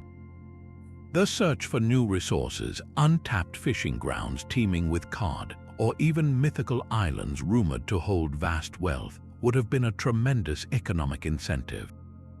The legendary Irish Voyage of Bran tells of a hero lured across the sea by a mystical woman to an island of abundance and joy, a story that may well be a mythological echo of very real voyages in search of prosperous new land. This blend of the pragmatic and the legendary is crucial. For every monk drawn by a vision of a heavenly paradise, there was likely a fisherman curious about the bird migrations heading westward each season, or a chieftain seeking a new, defensible homeland for his people. The motivation wasn't one or the other, it was a spectrum. A single expedition could have been crewed by both pious monks and experienced sailors, each with their own reasons for undertaking the perilous journey, their collective skills making the impossible suddenly seem within reach. The drive to explore is a fundamental part of the human spirit, a restlessness that has propelled us across continents and oceans since the dawn of time. For the Celts, with their advanced ships and their intimate knowledge of the Atlantic's moods, that restless drive, whether fueled by the hope of heaven or the promise of a new beginning, may have been enough to send them sailing into the great unknown, forever altering the story of our world. But for all the speculation surrounding Celtic voyages, there remained for centuries a seemingly insurmountable wall of academic skepticism. The idea of pre-Columbian Europeans in the Americas was relegated to the fringes of history, dismissed as the stuff of fantasy and hoaxes. That is, until a single, monumental discovery in the 1960s shattered that wall completely, fundamentally rewriting the history books and changing the rules of the game for every theory that followed. This was the discovery of Elance Aux Meadows. Perched on the northernmost tip of Newfoundland, Canada, Elance Aux Meadows is a windswept, grassy site that seems at first glance unremarkable. But in 1960, Norwegian explorer and writer Helge Ingstad and his archaeologist wife, Anne Stein Ingstad, arrived there following a clue from an old Icelandic saga and a local fisherman's tip. What they found would echo through the halls of academia for decades to come. They identified overgrown, grassy mounds that, upon excavation, revealed the unmistakable outlines of Norse longhouses. This was not a fleeting campsite or a lone artifact. This was an entire settlement. The archaeological digs that followed, led by Anne Stein Ingstad, were meticulous and conclusive. They unearthed the foundations of 8 buildings, identical in construction to those found in Iceland and Greenland from the Viking Age. These were sturdy, turf-walled structures built to withstand the harsh northern climate. But a building's shape alone isn't definitive proof. The smoking gun, the evidence that silenced all reasonable doubt, came from the small, everyday objects recovered from the site. The team found a bronze, ring-headed pin, a classic Norse cloak fastener. They discovered a stone lamp of a distinctively Norse design. Most tellingly, they uncovered a smithy, complete with a forge and iron slag, a proof that the Norse were not just visiting but working metal, repairing their ships and tools on site. Then came the scientific confirmation. Radiocarbon dating of charcoal from the hearths consistently pointed to an occupation date of around 1000 AD. Give or take a few decades, this was 500 years before Columbus set sail. Meadows was officially and irrevocably authenticated. In 1978, UNESCO designated it a World Heritage Site, cementing its status as the first and only confirmed Norse settlement in North America. The impact of this discovery cannot be overstated. It was a paradigm shift of the highest order. For the first time, a theory of pre-Columbian contact moved from the realm of legend and speculation into the domain of verified scientific fact. Historians and archaeologists were forced to confront a new, undeniable reality. The Vikings had done it. They had successfully crossed the North Atlantic and established a foothold on the American continent. This validation had a ripple effect that extended far beyond Norse history itself. By proving that transoceanic travel was not only possible but had actually been achieved, Meadows instantly legitimized the entire field of pre-Columbian contact studies. It demonstrated that the Atlantic was not an impenetrable barrier but a highway that could be, and had been, navigated by skilled seafarers with the technology of the day. Suddenly, theories that had been laughed out of academia were looked at with fresh, more serious eyes. If the Norse could make the journey from Scandinavia, then why not others from different European shores using different maritime technologies? The door was now wide open for reconsidering the Celtic hypothesis. The proven success of the Vikings provided a powerful comparative framework. It showed what a successful, verifiable pre-Columbian settlement actually looked like in the archaeological record. It gave researchers a template, a set of criteria to look for elsewhere. Proponents of the Celtic theory could now point to Meadows and argue, we are not talking about something impossible. We are talking about a different group achieving a similar feat. Look at the evidence with the same rigorous but open mind that you finally applied to the Vikings. The discovery created a new burden of proof, but also a new atmosphere of possibility. It challenged the historical establishment to be less dismissive and more investigative, setting the stage for a more earnest and scientifically grounded exploration of all the enigmatic clues we've been examining, from the Newport Tower to the voyages of St. Brendan, in a completely new light. But before we can truly picture a band of Celtic voyagers stepping onto an unknown shore, we must first understand the world they would have been stepping into. Let's pan our camera away from the Atlantic and focus on the Americas themselves during this pivotal period, roughly between the years 500 and 1000. This was not an empty, waiting continent, but a vibrant tapestry of complex and sophisticated cultures, a world teeming with its own histories, innovations, and monumental achievements. If the Celts did make landfall, they wouldn't have found a wilderness, they would have encountered civilizations. In the northeast, along the very coastlines where the Newport Tower stands and the Westford Knight is carved, the people of the woodland period were shaping the landscape. These were not nomadic hunter-gatherers in a simple struggle for survival. They were settled communities living in villages, practicing agriculture and cultivating the three sisters: corn, beans, and squash. This agricultural triad was a revolutionary package that allowed for population growth and stable settlements. They were skilled potters, creating distinctive, cord-marked ceramics, and masterful toolmakers, working with stone, bone, and antler. Their social and spiritual lives were rich and complex, centered around sacred rituals and communal gatherings, and they were already builders. While not on the scale of the great Mississippian mounds to the south, the woodland peoples constructed earthworks, burial mounds, and elaborate enclosures that transformed their environment. The so-called America's Stonehenge site we discussed earlier, regardless of its later modifications, sits atop a foundation of indigenous activity that dates back to this very era. These were the people, the ancestors of modern Algonquian and Iroquoian nations, who would have been the first to spot a strange leather boat approaching their coastline. Imagine that moment of contact from their perspective, a vessel unlike any they had ever seen emerging from the eastern horizon, carrying people with different tools, different clothing, and a completely unfamiliar language. The potential for cultural exchange in such a meeting is immense, but this is precisely where the archaeological search becomes so challenging. What would evidence of such a brief, likely sporadic, encounter even look like? It wouldn't be a Celtic village suddenly appearing in the New England woods. Instead, we would be searching for subtle, almost ghostly traces, perhaps a single piece of worked metal, a bronze brooch or an iron nail, found in a securely dated woodland midden far from any known colonial site.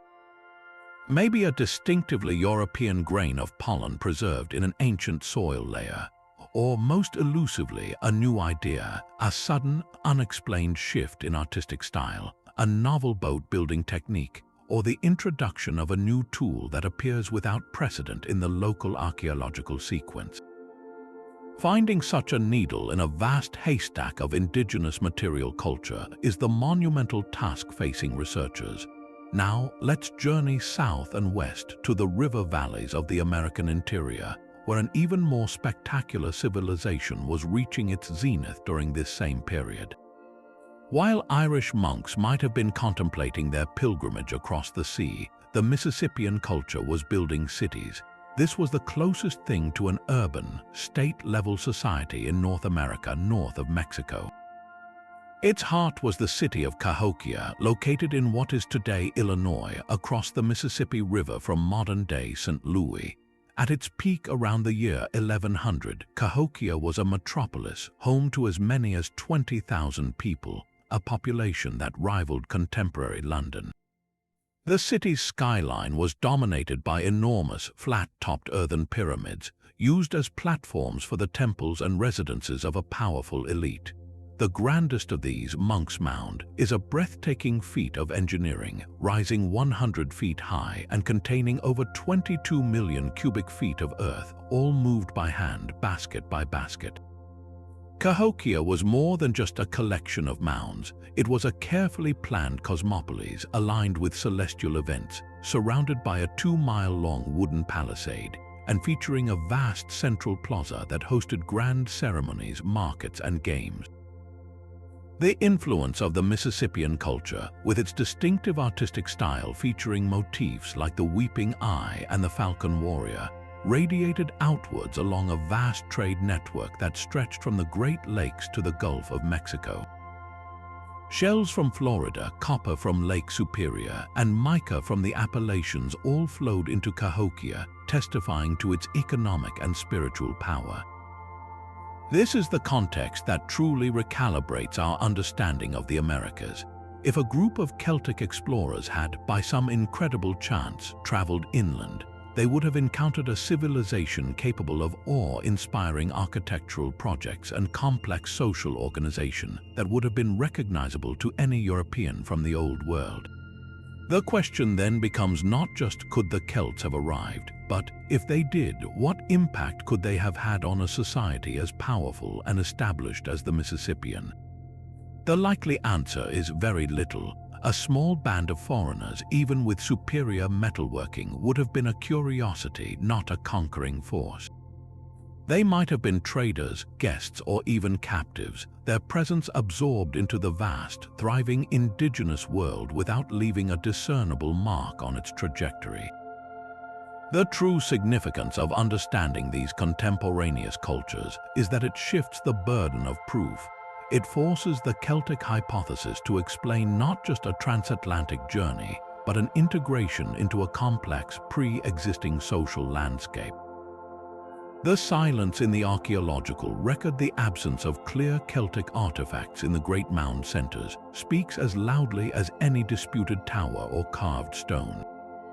It suggests that if contact occurred, it was on the periphery, likely fleeting, and ultimately, from the perspective of the great civilizations of the Americas, a very minor event in their own long and magnificent history.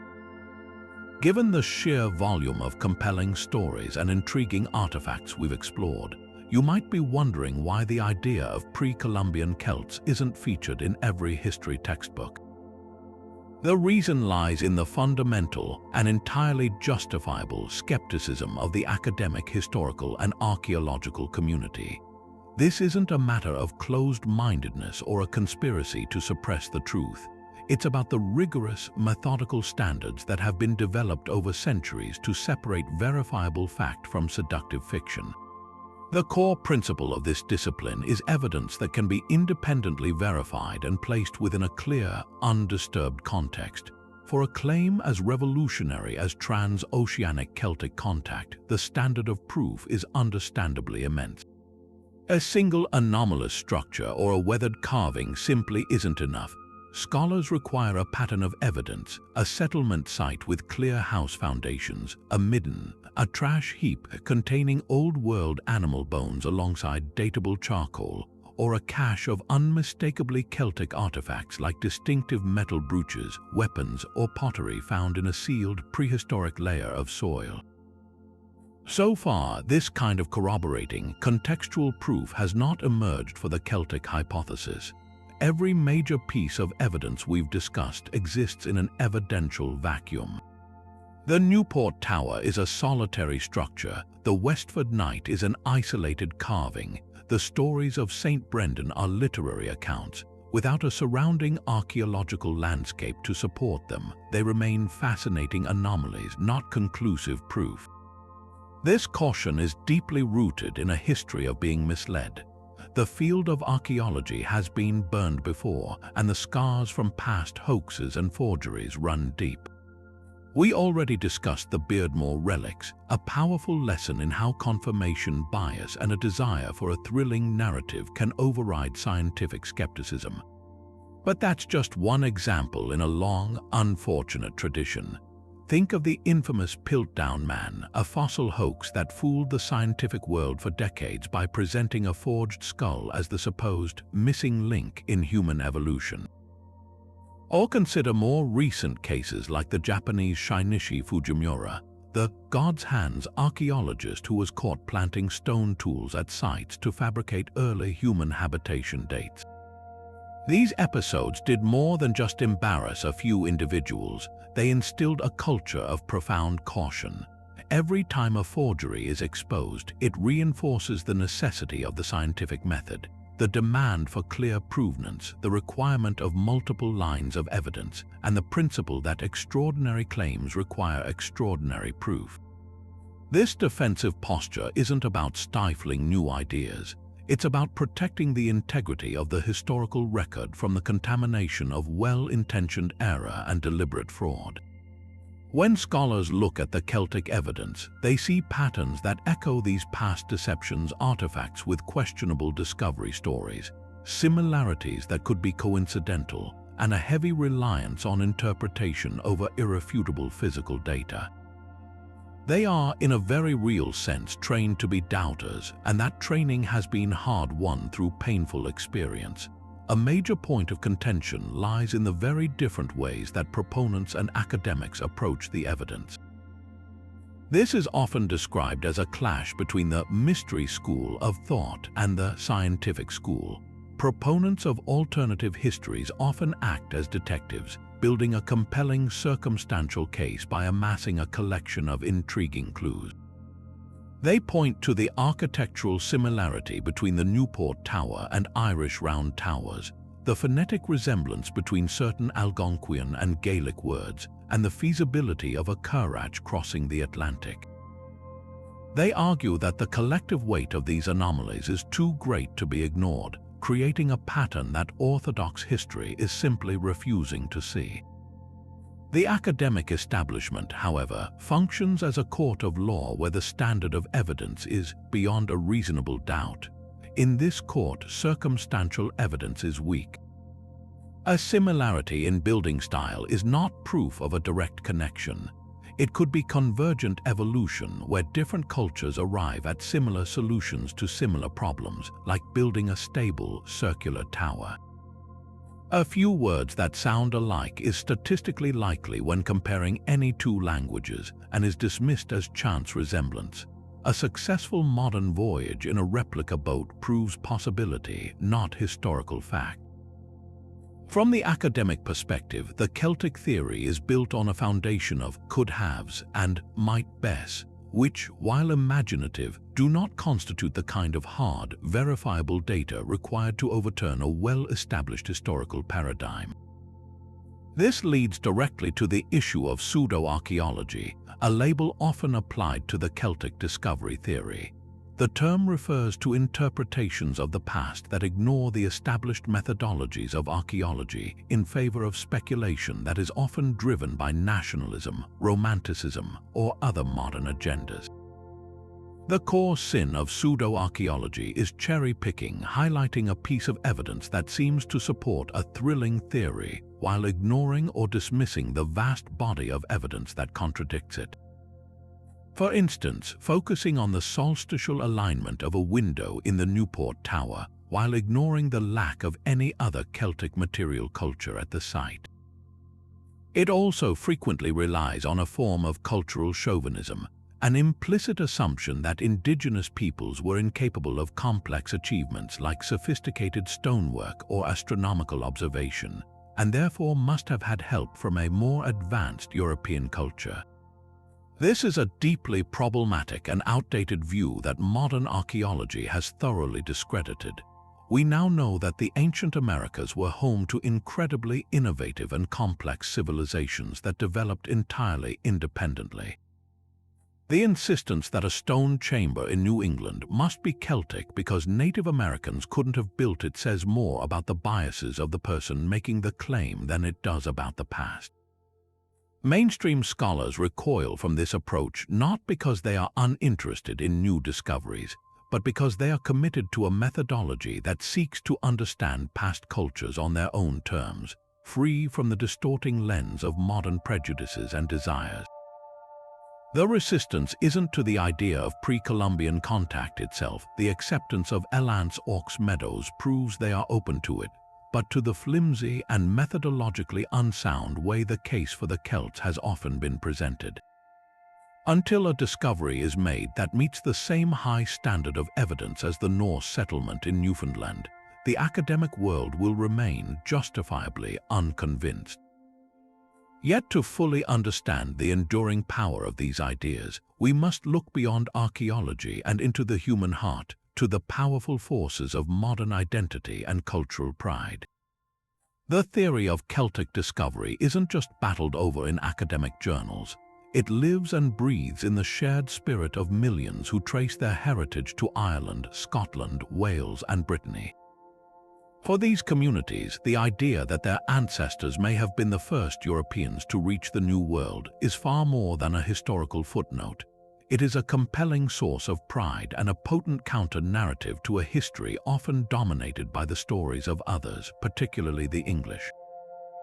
For centuries, the historical narrative of the British Isles has been largely written from a perspective that marginalized Celtic cultures, framing them as conquered peoples, their languages suppressed and their traditions often romanticized as remnants of a fading past. Within this framework, the voyage of Christopher Columbus, sponsored by the Spanish monarchy, and later the establishment of England's Jamestown and Plymouth colonies, became the cornerstone of the New World's European story. The Celtic discovery theory powerfully upends this narrative. It suggests that before the great empires of Spain and England even existed as maritime powers, the Celts, the people from the fringes, the ones often portrayed as the subdued, possessed the courage, the skill, and the vision to achieve one of humanity's greatest feats. It's a story that reclaims agency, transforming a narrative of conquest and subjugation into one of pioneering exploration and profound cultural achievement. You can see this pride manifested in countless ways today. It's present in the folk songs and poems that celebrate St. Brendan's voyage, in the enthusiastic local tourism surrounding sites like the Newport Tower, and in the deep, personal investment many people of Celtic descent feel in this mystery. It's a way of saying, our story is older, grander, and more integral to world history than you have been taught. This isn't about rejecting the accomplishments of other explorers, but about claiming a rightful and honored place in the pantheon of human discovery. The theory offers a form of symbolic victory, a way to assert that the spirit of these cultures, their druidic wisdom, their intricate art, their fearless seafaring left an indelible, if hidden, mark on the world long before the flags of other nations were ever planted on American soil. This emotional connection is further amplified by the powerful role of the Irish diaspora, particularly in the United States and Canada. For generations of Irish immigrants who fled famine and oppression under British rule, arriving in America to often face discrimination and hardship, the idea of a pre-existing Celtic connection to the land would have carried immense psychological weight. It transforms the story of immigration from one of desperate arrival to one of symbolic return. Instead of being destitute newcomers, they could see themselves as the children of a people who had, in a mystical sense, been there first. This narrative provides a deep, ancestral rooting in the new homeland, a sense of belonging that transcends the painful realities of displacement and prejudice. The same sentiment resonates strongly in Scottish communities, where the legacy of the Highland clearances, the forced eviction of tenants from their lands, created a similar diaspora hungry for stories of resilience and global contribution. The tales of Henry Sinclair, the Earl of Orkney, potentially sailing to Nova Scotia in the late 14th century, or the possibility of Gaelic-speaking monks establishing religious retreats in the New World, serve as powerful anchors for a scattered people. These stories aren't merely entertained, they are embraced as a vital part of a cultural identity that has weathered centuries of challenge. They offer a profound sense of continuity, linking the old world to the new not through the painful channels of colonial history, but through the brave, independent voyages of ancestral heroes. This emotional undercurrent is crucial for understanding why these theories persist so stubbornly in the face of academic skepticism. For the communities that champion them, they are not dry intellectual puzzles. They are living narratives that heal historical wounds, foster cultural solidarity, and instill a powerful sense of self-worth. Of course, this powerful emotional appeal also creates a fertile ground for what historians term ethno-nationalist narratives, where history can be selectively interpreted or even manipulated to serve modern political or cultural agendas.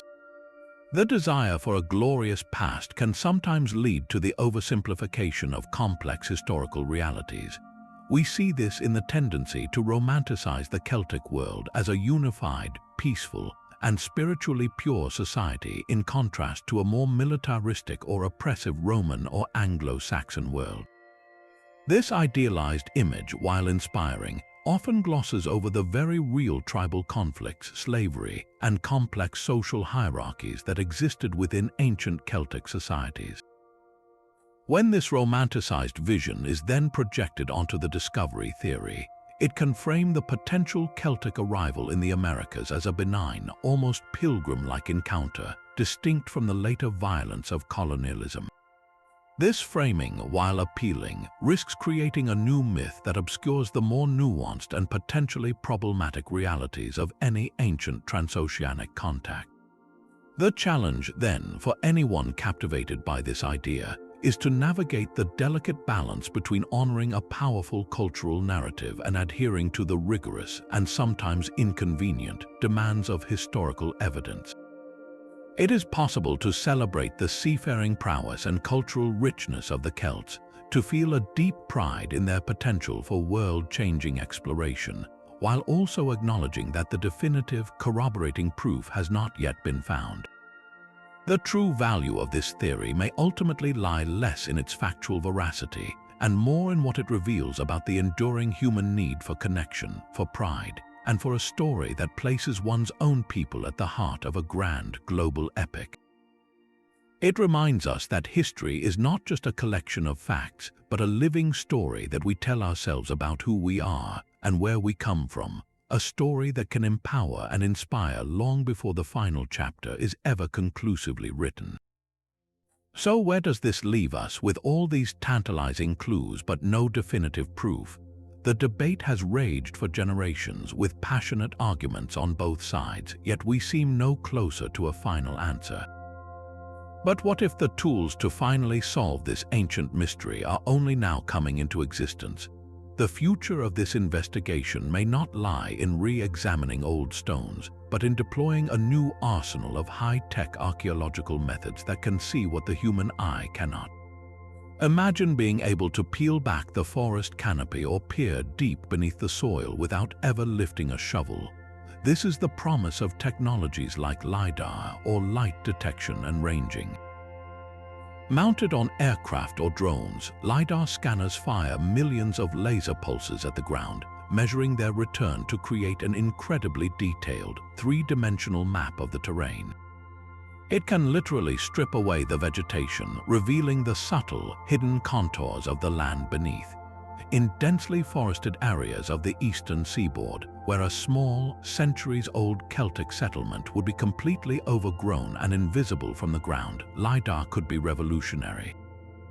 It might uncover the faint, geometric outline of a circular stone foundation, the straight lines of a defensive wall, or the sunken footprint of a pit house that doesn't match any known indigenous building style. A single, clear settlement plan emerging from the data would be the kind of contextual evidence that has been so desperately missing. It wouldn't just be a solitary tower anymore. It would be a village, a place where people lived, worked, and died, providing a target for a meticulous, generation-defining archaeological dig.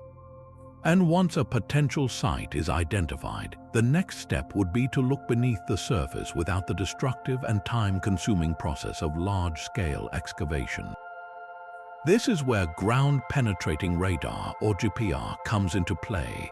This technology works like sonar for the Earth, sending radar pulses into the ground and reading the signals that bounce back. Different materials, stone, soil, voids, and metal reflect these signals in unique ways, allowing archaeologists to create a detailed subsurface map. GPR could be used to scan the ground around the Newport Tower, searching for the foundations of other, now vanished structures that would confirm it was part of a larger complex. It could survey the area around the Westford Knight, looking for evidence of other carvings or even graves that have been buried by centuries of soil. Most importantly, it could identify anomalies, distinct man-shaped features that suggest a burial. Finding a single, well-preserved skeleton in a North American context, interred with a Celtic bronze brooch, an iron sword, or a distinctively European tool, would be the ultimate smoking gun. The burial context would provide an uncontestable date through radiocarbon analysis of the bones, and the grave goods would be irrefutable proof of cultural origin. This would move the theory from the realm of intriguing possibility into the domain of established historical fact. Perhaps the most cutting-edge frontier in this search, however, lies not in the landscape but in our very selves. The field of genetic science is advancing at a breathtaking pace, and it holds two distinct keys to unlocking this mystery. The first is the analysis of ancient human DNA. As techniques for extracting and sequencing degraded genetic material from ancient skeletons improve, researchers could one day analyze the remains of individuals buried in anomalous sites. Imagine sequencing the genome of a skeleton found in a stone chamber in New England and discovering that it shows clear markers of Western European origin dating to the early medieval period. This would be proof positive, but the evidence could be even more subtle. We might not find a full Celtic burial. We might find evidence of a single, brief encounter that left a biological trace. Improved genetic analysis could detect the faintest signals of admixture, tiny, ancient segments of European DNA preserved within the genomes of certain indigenous North American populations, specifically those from coastal regions where contact would have been most likely. This would not be the large-scale genetic legacy of later colonization, but a faint, ancient whisper in the genetic code, a ghost of a meeting that happened once, long ago, and was never repeated. This kind of analysis requires incredibly sophisticated tools to distinguish these ancient signals from the noise of later European contact, but the technology is steadily moving in that direction. The second genetic key is even more surprising: pathogen DNA. Diseases have often traveled with human populations, and their genetic history can serve as a proxy for human movement. Scientists have already used the evolutionary history of the tuberculosis and syphilis bacteria to explore questions of pre-columbian contact. In the future, the analysis of ancient pathogen DNA recovered from skeletal remains could provide a stunningly precise form of evidence. If researchers were to find a strain of a typically European bacterium or virus in a pre-Columbian Native American burial context, it would provide undeniable evidence of contact. The pathogen would have had to arrive with a human host from the Old World. By sequencing the genome of such an ancient microbe and comparing it to its European relatives, scientists could even potentially pinpoint roughly when that transfer occurred. This line of inquiry turns an invisible biological event into a concrete historical marker. So, what would the definitive proof actually look like? It likely wouldn't be one single thing, but a convergence of evidence from these different technological streams. A LiDAR survey reveals a strange settlement pattern on a remote Canadian island. A ground-penetrating radar scan of the site confirms subsurface structures and possible graves. A targeted excavation unearths a skeleton, and initial analysis of the artifacts buried with it suggests a non-native origin. Then, the final confirmation, a full ancient DNA sequence from the bones, reveals unambiguous Celtic ancestry, carbon dated to the 6th century. At the same time, a separate research team publishes a study showing a unique, ancient segment of European DNA in the genetic lineage of a Micmac family, a lineage that traces back to the very same coastal region. This multi-pronged, scientifically rigorous discovery would be undeniable. It would provide the context, the chronology, and the cultural fingerprint that has been missing for so long. While we are not there yet, the tools to find this proof are rapidly evolving. The stones have kept their secrets for centuries, but the silent testimony of the landscape and the ancient code written in bone and bacterium may soon have their say. But to fully grasp the power and the problem of St. Brendan's legend, we need to go back to the text itself and read it not as a 21st century skeptic, but as a 6th century monk. The Navigatio Sancti Brendani Abbatis is not, and was never intended to be, a captain's log. It is a spiritual itinerary, a roadmap for the soul's journey toward God, crafted within the rich tradition of early Christian literature. The entire narrative is structured around the liturgical calendar, with the monks repeatedly stopping to celebrate Easter and other holy days, turning the voyage itself into a moving, floating monastery. The fantastical elements that make modern readers raise an eyebrow are not evidence of fabrication. but are instead classic features of the genre, known as Imrama, Old Irish tales of sea voyages to otherworldly realms. These stories were designed to convey theological truths, not geographical facts. However, this allegorical nature does not mean the story is devoid of reality. The genius of the Navigatio may lie in its skillful blending of profound spirituality with what could very well be garbled accounts of real, terrifying seafaring experiences refracted through a deeply religious lens. Let's dissect a few of its most famous episodes with this dual perspective in mind. Early in their journey, Brendan and his crew land on a small, wooded island to build a fire. But as the flames take hold, the island begins to move, shaking and shuddering, and the monks scramble back to their boat in terror. They soon realize they have not landed on an island at all, but on the back of a colossal sea creature known as Jasconius. For a medieval monk, this is a clear allegory for the deceptive nature of the world. What appears solid and safe can suddenly prove to be treacherous and transient. A lesson in placing one's faith not in earthly things but in God alone. Yet, from a mariner's perspective, this is a stunningly vivid, if dramatized, account of a near disaster that any sailor in the North Atlantic would dread, mistakenly landing on a sleeping whale. The barnacle-encrusted back of a large whale breaking the surface in the fog could easily be mistaken for a rocky shore. The panic of the monks as their island submerges mirrors the very real terror of sailors whose ship is suddenly upended. Later, the text describes their approach to a land of profound darkness, where the air is thick with smoke and the mountain peaks glow with fire. They hear the thunderous sound of hammer on anvil, leading them to call it the Island of Smiths. In the allegorical reading, this is a depiction of hell itself, a place of eternal punishment and industry dedicated not to God's glory but to sin. The fire and brimstone imagery is straight out of biblical prophecy, but shift your gaze to the geography of the North Atlantic and another, more earthly vision appears: Iceland. This island is one of the most volcanically active places on Earth. To a group of men from the relatively geologically stable British Isles, the site of an erupting volcano.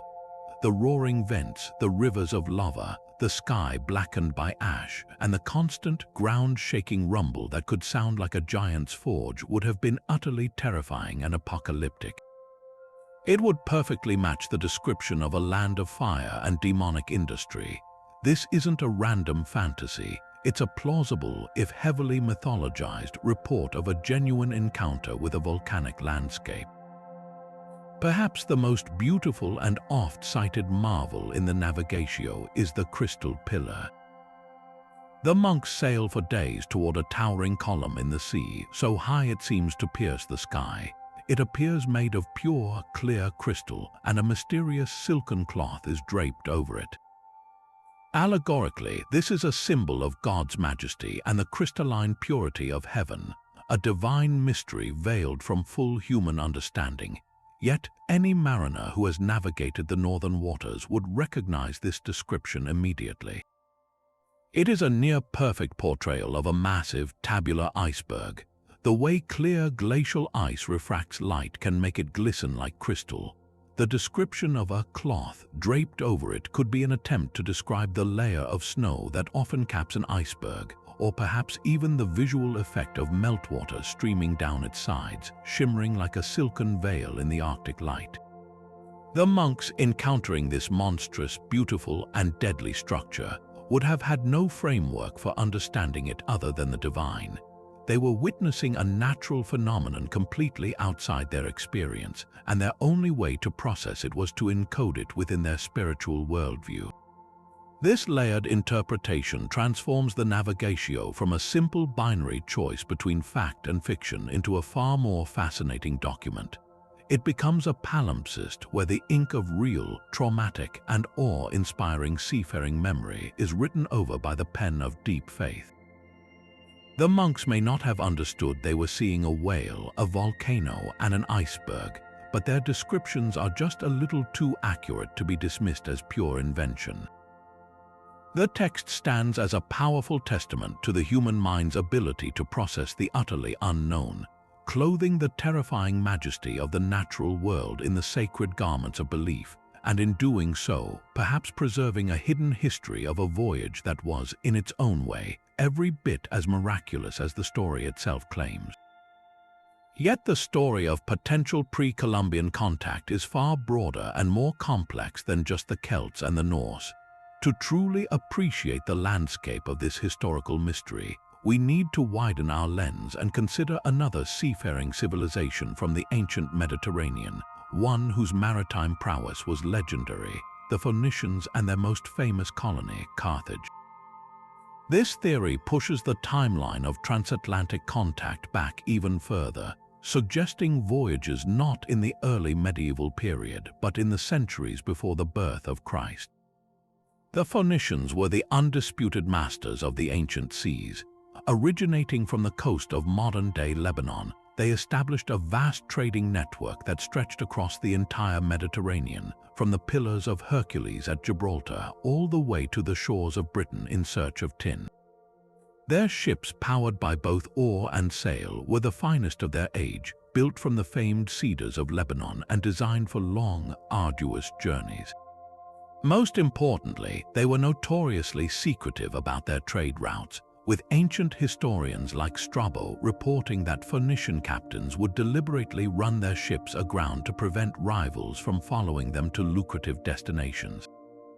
This culture of supreme nautical skill and obsessive secrecy makes the idea of an Atlantic voyage a tantalizing possibility. Could these master mariners, who routinely sailed beyond the sight of land in the Mediterranean, have ventured through the Strait of Gibraltar and into the great ocean beyond, perhaps following currents and winds that could have carried them to the shores of the Americas? The most famous and most controversial piece of evidence for this theory emerged in the 19th century in Brazil. In 1872, a stone was reportedly discovered near the Paraíba River, inscribed with a lengthy text in a script identified as Phoenician. The inscription told an incredible story. It claimed to be from a voyage of Phoenician sailors blown off course by a storm, who found themselves on a foreign shore and made sacrifices to their gods.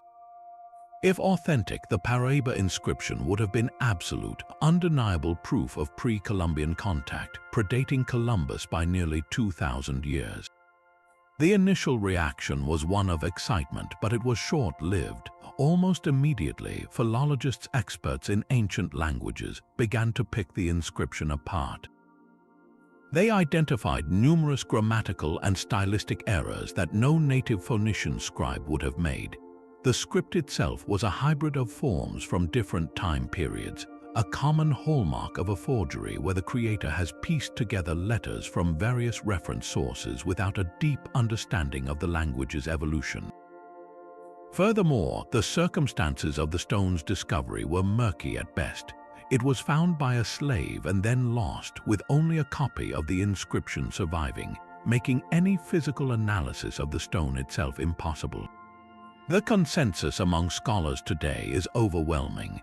The Paraíba inscription was an elaborate hoax, likely created in an era rife with romantic speculation about lost civilizations and eager to find evidence that would connect the ancient old world to the mysteries of the new.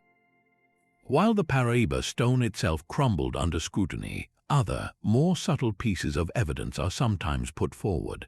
Some researchers point to apparent similarities between certain Mesoamerican step pyramids and the temple structures built by the Phoenicians at sites like Carthage, suggesting a possible architectural influence.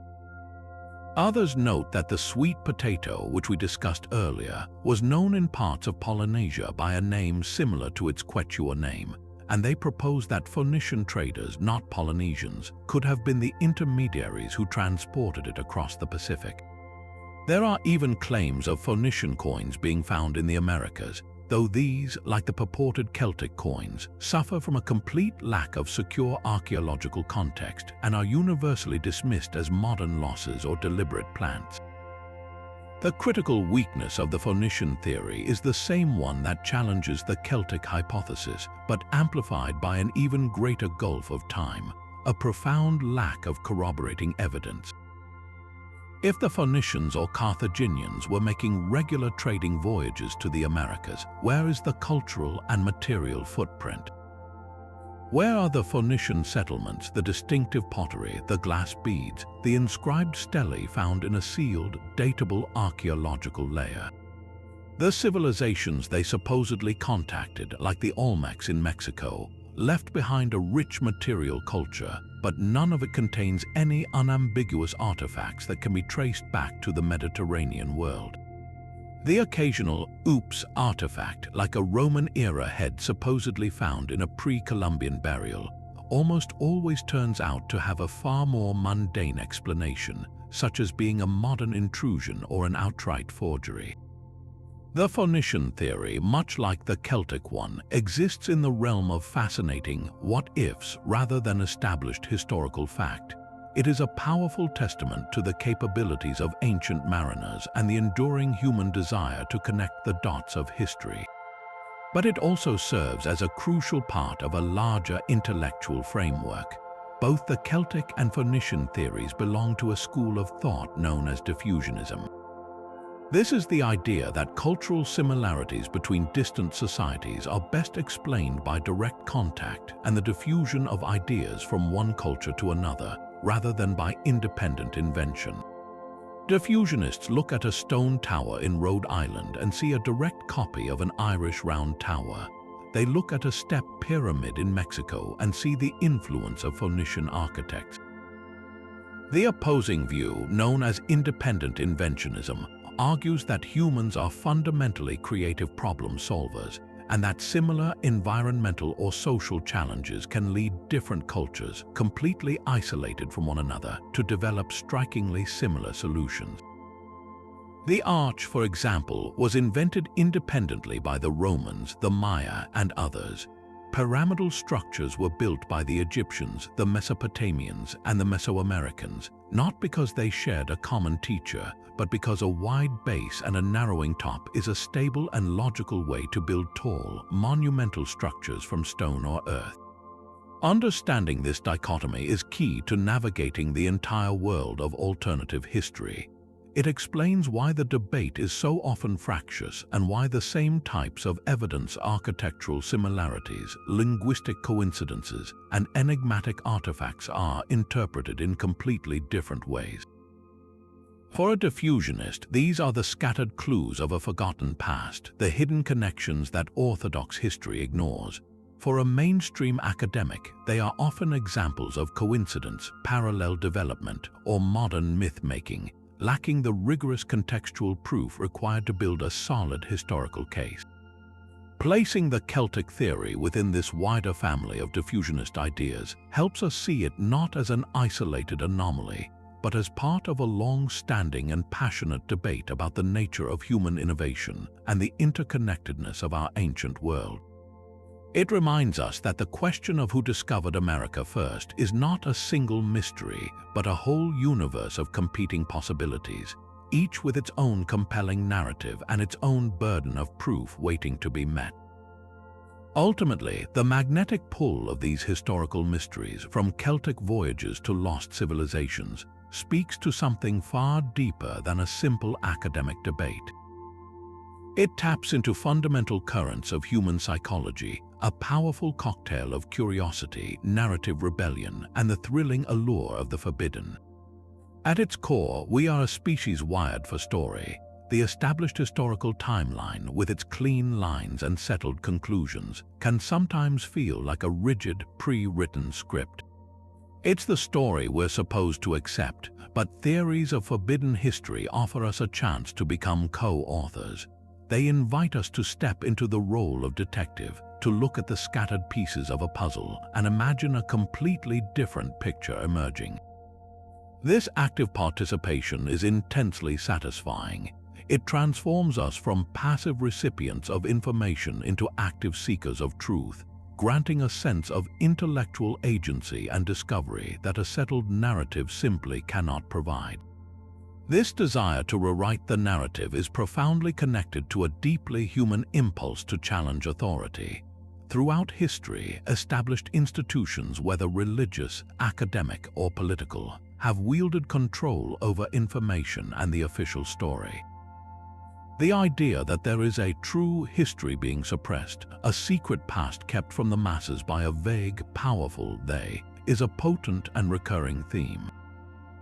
It's the same psychological engine that drives conspiracy theories, but in the realm of ancient history, it feels less politically charged and more like an epic intellectual adventure. We are drawn to the romantic notion of the lone researcher or the band of truth seekers fighting against a rigid orthodoxy to uncover a reality that upends everything we thought we knew. This narrative positions us, the audience, on the side of the brave underdogs, the modern-day equivalents of explorers charting unknown territories of the past. It's a story of rebellion against the dusty textbooks and the closed-minded experts, and that is a story that never loses its appeal. Furthermore, these mysteries fulfill a deep-seated human yearning for a sense of wonder and enchantment in our world.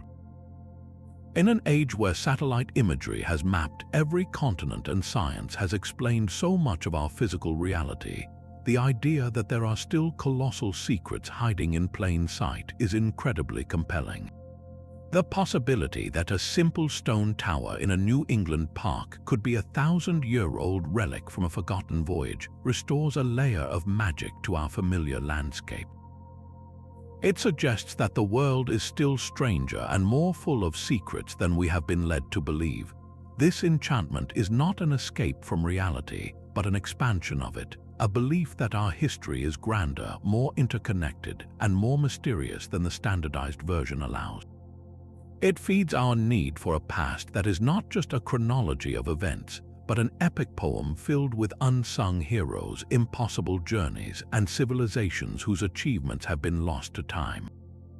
Finally, there is the powerful element of identity and belonging that we touched upon earlier. For many, these theories are not abstract intellectual exercises, they are pathways to a more meaningful connection with heritage. Discovering that one's ancestors might have been part of a grand, overlooked narrative provides a profound sense of pride and place in the long sweep of human history. It's a way of reclaiming a legacy, of inserting one's own people into the central story of human exploration and achievement. This psychological need to see ourselves reflected in the grand tapestry of the past is a driving force behind the enduring passion for these ideas. So, when we find ourselves captivated by the mystery of the Celts in America, we are not just pondering archaeological evidence, we are answering a deep, innate call to explore, to question, to rebel, and to believe that the greatest stories of our past may still be waiting half-buried for us to uncover them. So after this deep and winding journey through legends, stones, and scientific debate, where does the evidence truly lead us? Let's weigh it all on a grand historical scale. On one side of the balance, we have the arguments for the possibility, a collection of clues that together form a compelling, if circumstantial, case. It begins with pure capability. We've seen that the journey itself was not just a fantasy. The successful voyage of Tim Severin's Brendan irrefutably demonstrated that the technology of the time, the humble grease-slathered leather currach, was more than equal to the task. The northern route, hopping from island to island, provided a feasible pathway that skilled mariners could have navigated using the stars, the flight of birds, and generations of accumulated seafaring wisdom. This isn't a question of if they could, but rather why wouldn't they have tried. Then we have the architectural puzzles, head-scratchers that refuse to fit neatly into the colonial narrative. The Newport Tower, with its uncanny resemblance to early medieval Irish round towers and its sophisticated solar alignment, stands as a permanent question mark on the American landscape. While it can be explained away as an eccentric colonial windmill, that explanation requires us to ignore its profound architectural dissonance with everything else built in that place and time. It feels like a piece of a different puzzle forcibly jammed into the wrong box. The same goes for the evocative, if ambiguous, markings of the Westford Knight and the sprawling, complex site of America's Stonehenge. Individually, each can be dismissed as a geological oddity, a hoax, or the product of later reconstruction. But collectively, they create a pattern of anomalies, a series of dots that seem to beg for a connecting line. And flowing through all of this is the powerful, enduring legend of St. Brendan. We've learned to read it not as a literal logbook, but as a spiritual text potentially layered over a bedrock of real seafaring memory. The descriptions of what could be whales, volcanoes, and icebergs are just a little too specific to be pure coincidence, suggesting that the story preserves the echo of a genuine, terrifying, and awe-inspiring voyage into the North Atlantic. This is not nothing. This is a body of evidence that challenges complacency and invites us to look deeper. But now we must carefully place the counter-arguments on the other side of the scale, and these are weighty indeed. The single greatest obstacle is the thundering, overwhelming silence in the archaeological record. For a theory that posits transatlantic contact, we have yet to find the kind of unequivocal, contextual proof that scientists rightly demand. Where are the Celtic villages? Where are the trash heaps or middens containing the broken pottery, the tools, the animal bones, and the everyday detritus of a sustained European presence? A single tower or a carved rock is tantalizing, but it is an outlier. To rewrite history, we need a pattern, and that pattern is conspicuously absent. Think of Elant's Ox Meadows, the proven Norse site. Its power doesn't come from a single artifact, but from the complete package. The longhouse foundations, the smithy, the bronze pin, all found together in a sealed, datable context. For the Celts, we have no equivalent. This silence extends to the biological record as well. If there was meaningful, sustained contact, we would expect to find evidence in the form of introduced species or, more grimly, in diseases. The exchange between the Old and New Worlds after Columbus was catastrophic and biologically unmistakable. The lack of a similar prehistoric epidemiological signature is a significant mark against any theory of prolonged contact. Then there is the pervasive and damaging problem of hoaxes and forgeries. The Beardmore relics and the Paraíba inscriptions stand as stark warnings from history, reminding us how easily the desire for a thrilling narrative can be exploited. They have forced the academic world to adopt a stance of necessary and healthy skepticism. When we look at disputed artifacts like the Bat Creek stone, with its convenient match to a 19th century Masonic reference book, it becomes incredibly difficult to separate potential truth from deliberate deception. This poisoned well of evidence means that every new claim is viewed through a lens of justifiable doubt.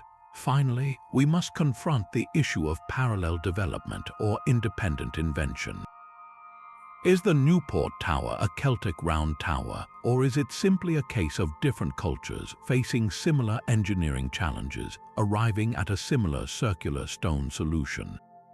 Is a stone chamber in New England proof of Druids, or is it a testament to the sophisticated stoneworking and astronomical knowledge of indigenous peoples, whose achievements have too often been unfairly attributed to outsiders?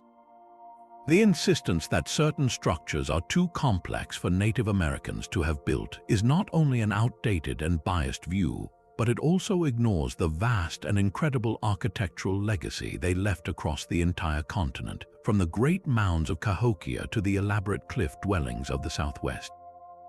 So, what is the final, balanced verdict after weighing all this evidence? It is this: the idea that Celtic explorers reached the Americas before Columbus is possible, but it remains emphatically unproven. The scale, for now, tips decisively toward the latter. The journey was feasible, the legends are captivating, and the anomalous artifacts are deeply intriguing. They keep the question alive and justify continued research and open-minded investigation.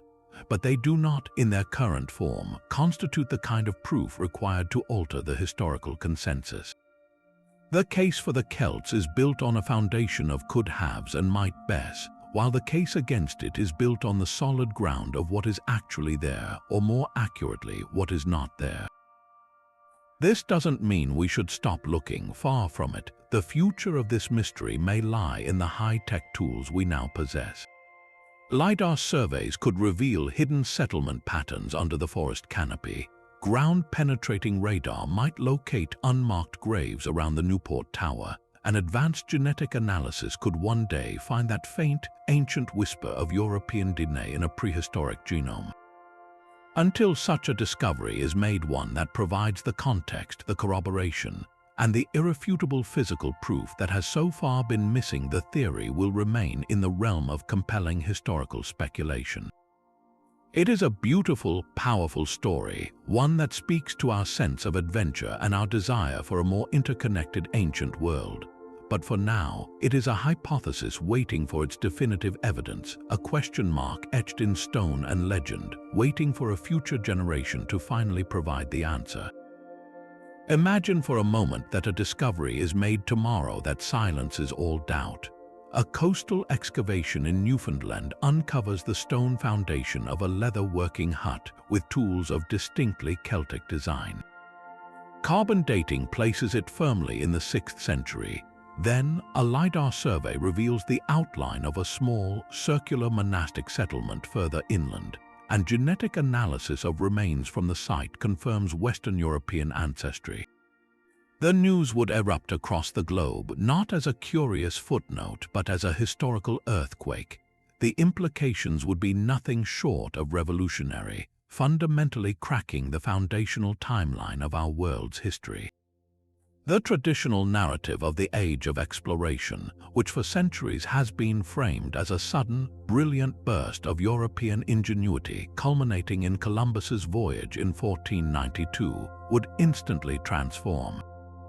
It would no longer be an age of discovery, but an age of rediscovery. Columbus would be demoted from a pioneering visionary to a latecomer, someone who was following a maritime trail that had been blazed 1,000 years earlier by monks in leather boats.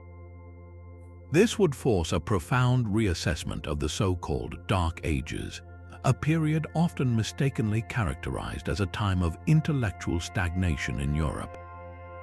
Instead, we would have to recognize it as an era of incredible daring and long-distance voyaging, where Celtic seafarers possessed a sophisticated understanding of the Atlantic's currents and weather patterns that was later lost or forgotten. The entire chronology of human exploration would be stretched back, revealing a world that was far more interconnected in antiquity than we ever dared to believe. This newfound interconnectedness would send shockwaves through our understanding of ancient cultures on both sides of the ocean. If the Celts could cross the Atlantic, then the ocean was not a barrier but a potential highway. The idea of isolated civilizations developing completely independently would suddenly seem far less certain. Historians would be forced to re-examine every anomalous artifact and every strange cultural parallel with a fresh, more open mind. Could there have been other, even earlier contacts? Did ideas, technologies, or even religious concepts flow in either direction? The discovery would open a Pandora's box of historical possibilities, suggesting that the ancient world was a vibrant, dynamic network of exchange, with threads of connection stretching across vast oceans that we once thought were impassable. The intellectual and technological achievements of different cultures might not be solely the product of independent genius, but could also be the result of a complex global dialogue that began millennia earlier than our textbooks ever acknowledged. Perhaps the most profound and sensitive re-evaluation would center on the history of Native American peoples. For centuries, a pernicious and racist theory known as the Mound Builder myth claimed that the sophisticated earthworks of North America were too advanced to have been built by indigenous people and must have been the work of a lost race of Europeans. This was used to justify displacement and genocide. The undeniable proof of a pre-Columbian Celtic presence would, ironically, be the final nail in the coffin of that vile myth. It would do the exact opposite of validating it. How? Because such a discovery would provide, for the first time, a clear and scientifically verified baseline. We would know with certainty that the Celts were here, and with that knowledge, archaeologists could then look at the evidence and see the stark truth. Despite this contact, the cultural trajectory of Native American societies remained overwhelmingly and powerfully indigenous. We would see no evidence of Celtic DNA sweeping through the population, no sudden replacement of indigenous languages with Gaelic, no wholesale adoption of European political systems or religious practices. The great Mississippian city of Cahokia would still have been a purely indigenous achievement. The intricate social structures, the sophisticated agricultural practices, the breathtaking artistry, all of it would stand as a testament to the innate genius and resilience of Native American cultures. This leads to a crucial reinterpretation of the nature of that first contact itself. The Celtic arrival, as best we can speculate, would not have resembled the colonial conquests of the Spanish or the English. A small band of Irish monks, driven by religious devotion rather than a desire for conquest or wealth, would have approached any encounter from a position of profound vulnerability, not overwhelming power. They would have been supplicants, not conquistadors. Their interaction with the indigenous people they met would likely have been one of trade, curiosity, and perhaps even spiritual exchange rather than domination. They may have been absorbed into a local tribe, their strange tools and clothing becoming curiosities, their story fading into local legend over generations. This model of contact, fleeting, non-colonial, and ultimately absorbed without major demographic or cultural disruption, would provide a powerful counter-narrative to the devastating encounters that began in 1492.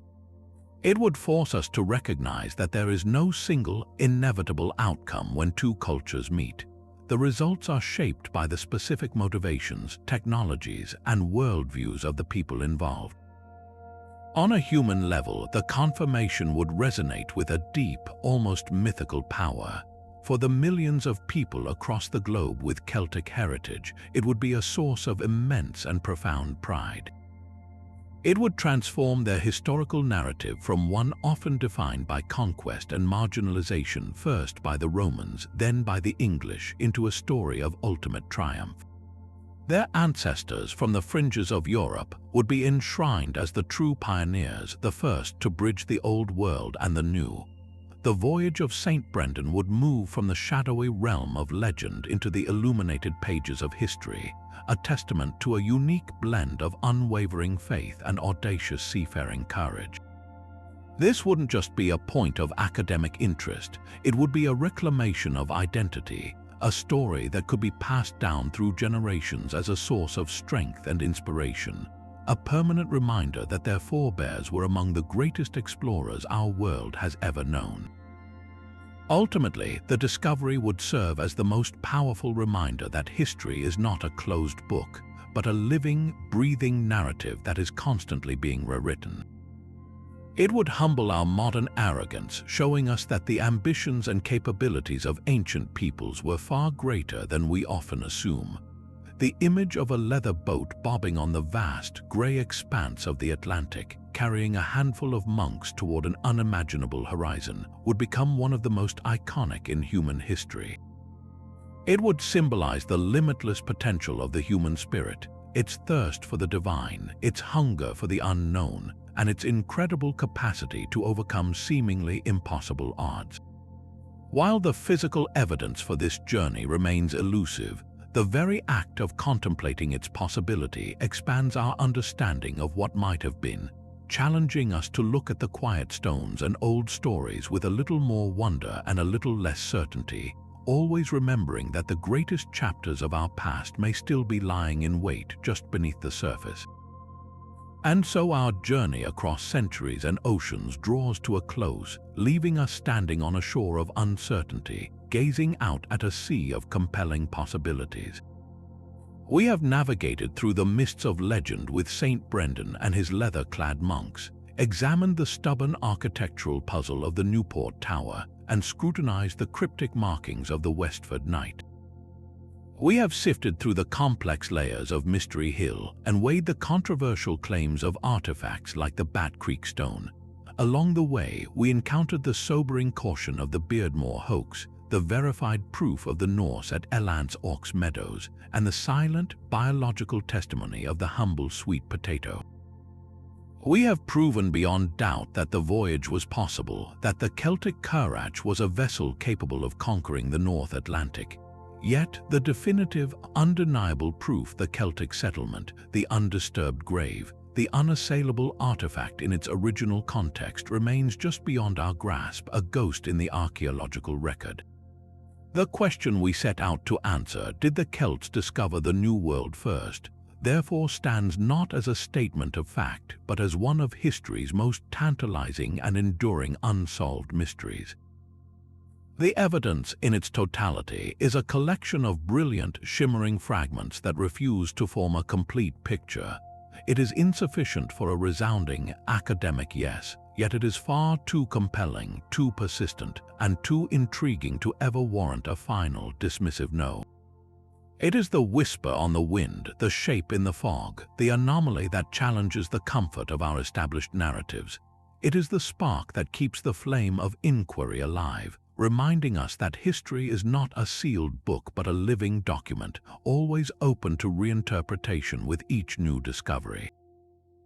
This mystery, in the end, belongs as much to you as it does to the historians and archaeologists. You have followed the clues, weighed the arguments, and seen the same tantalizing patterns. So now we turn the page over to you. What do you think lies hidden within these enigmatic stones and faded legends? Do you believe there is a forgotten chapter of Celtic history, a story of incredible courage and exploration, still waiting to be conclusively unearthed on the shores of America? The conversation does not end here. It continues with your curiosity. Share your thoughts, your theories, and your own interpretations in the comments below. And if you are eager for more journeys into the shadowy corners and unsolved puzzles of our past, be sure to subscribe for future adventures into the mysteries that shape our understanding of the world.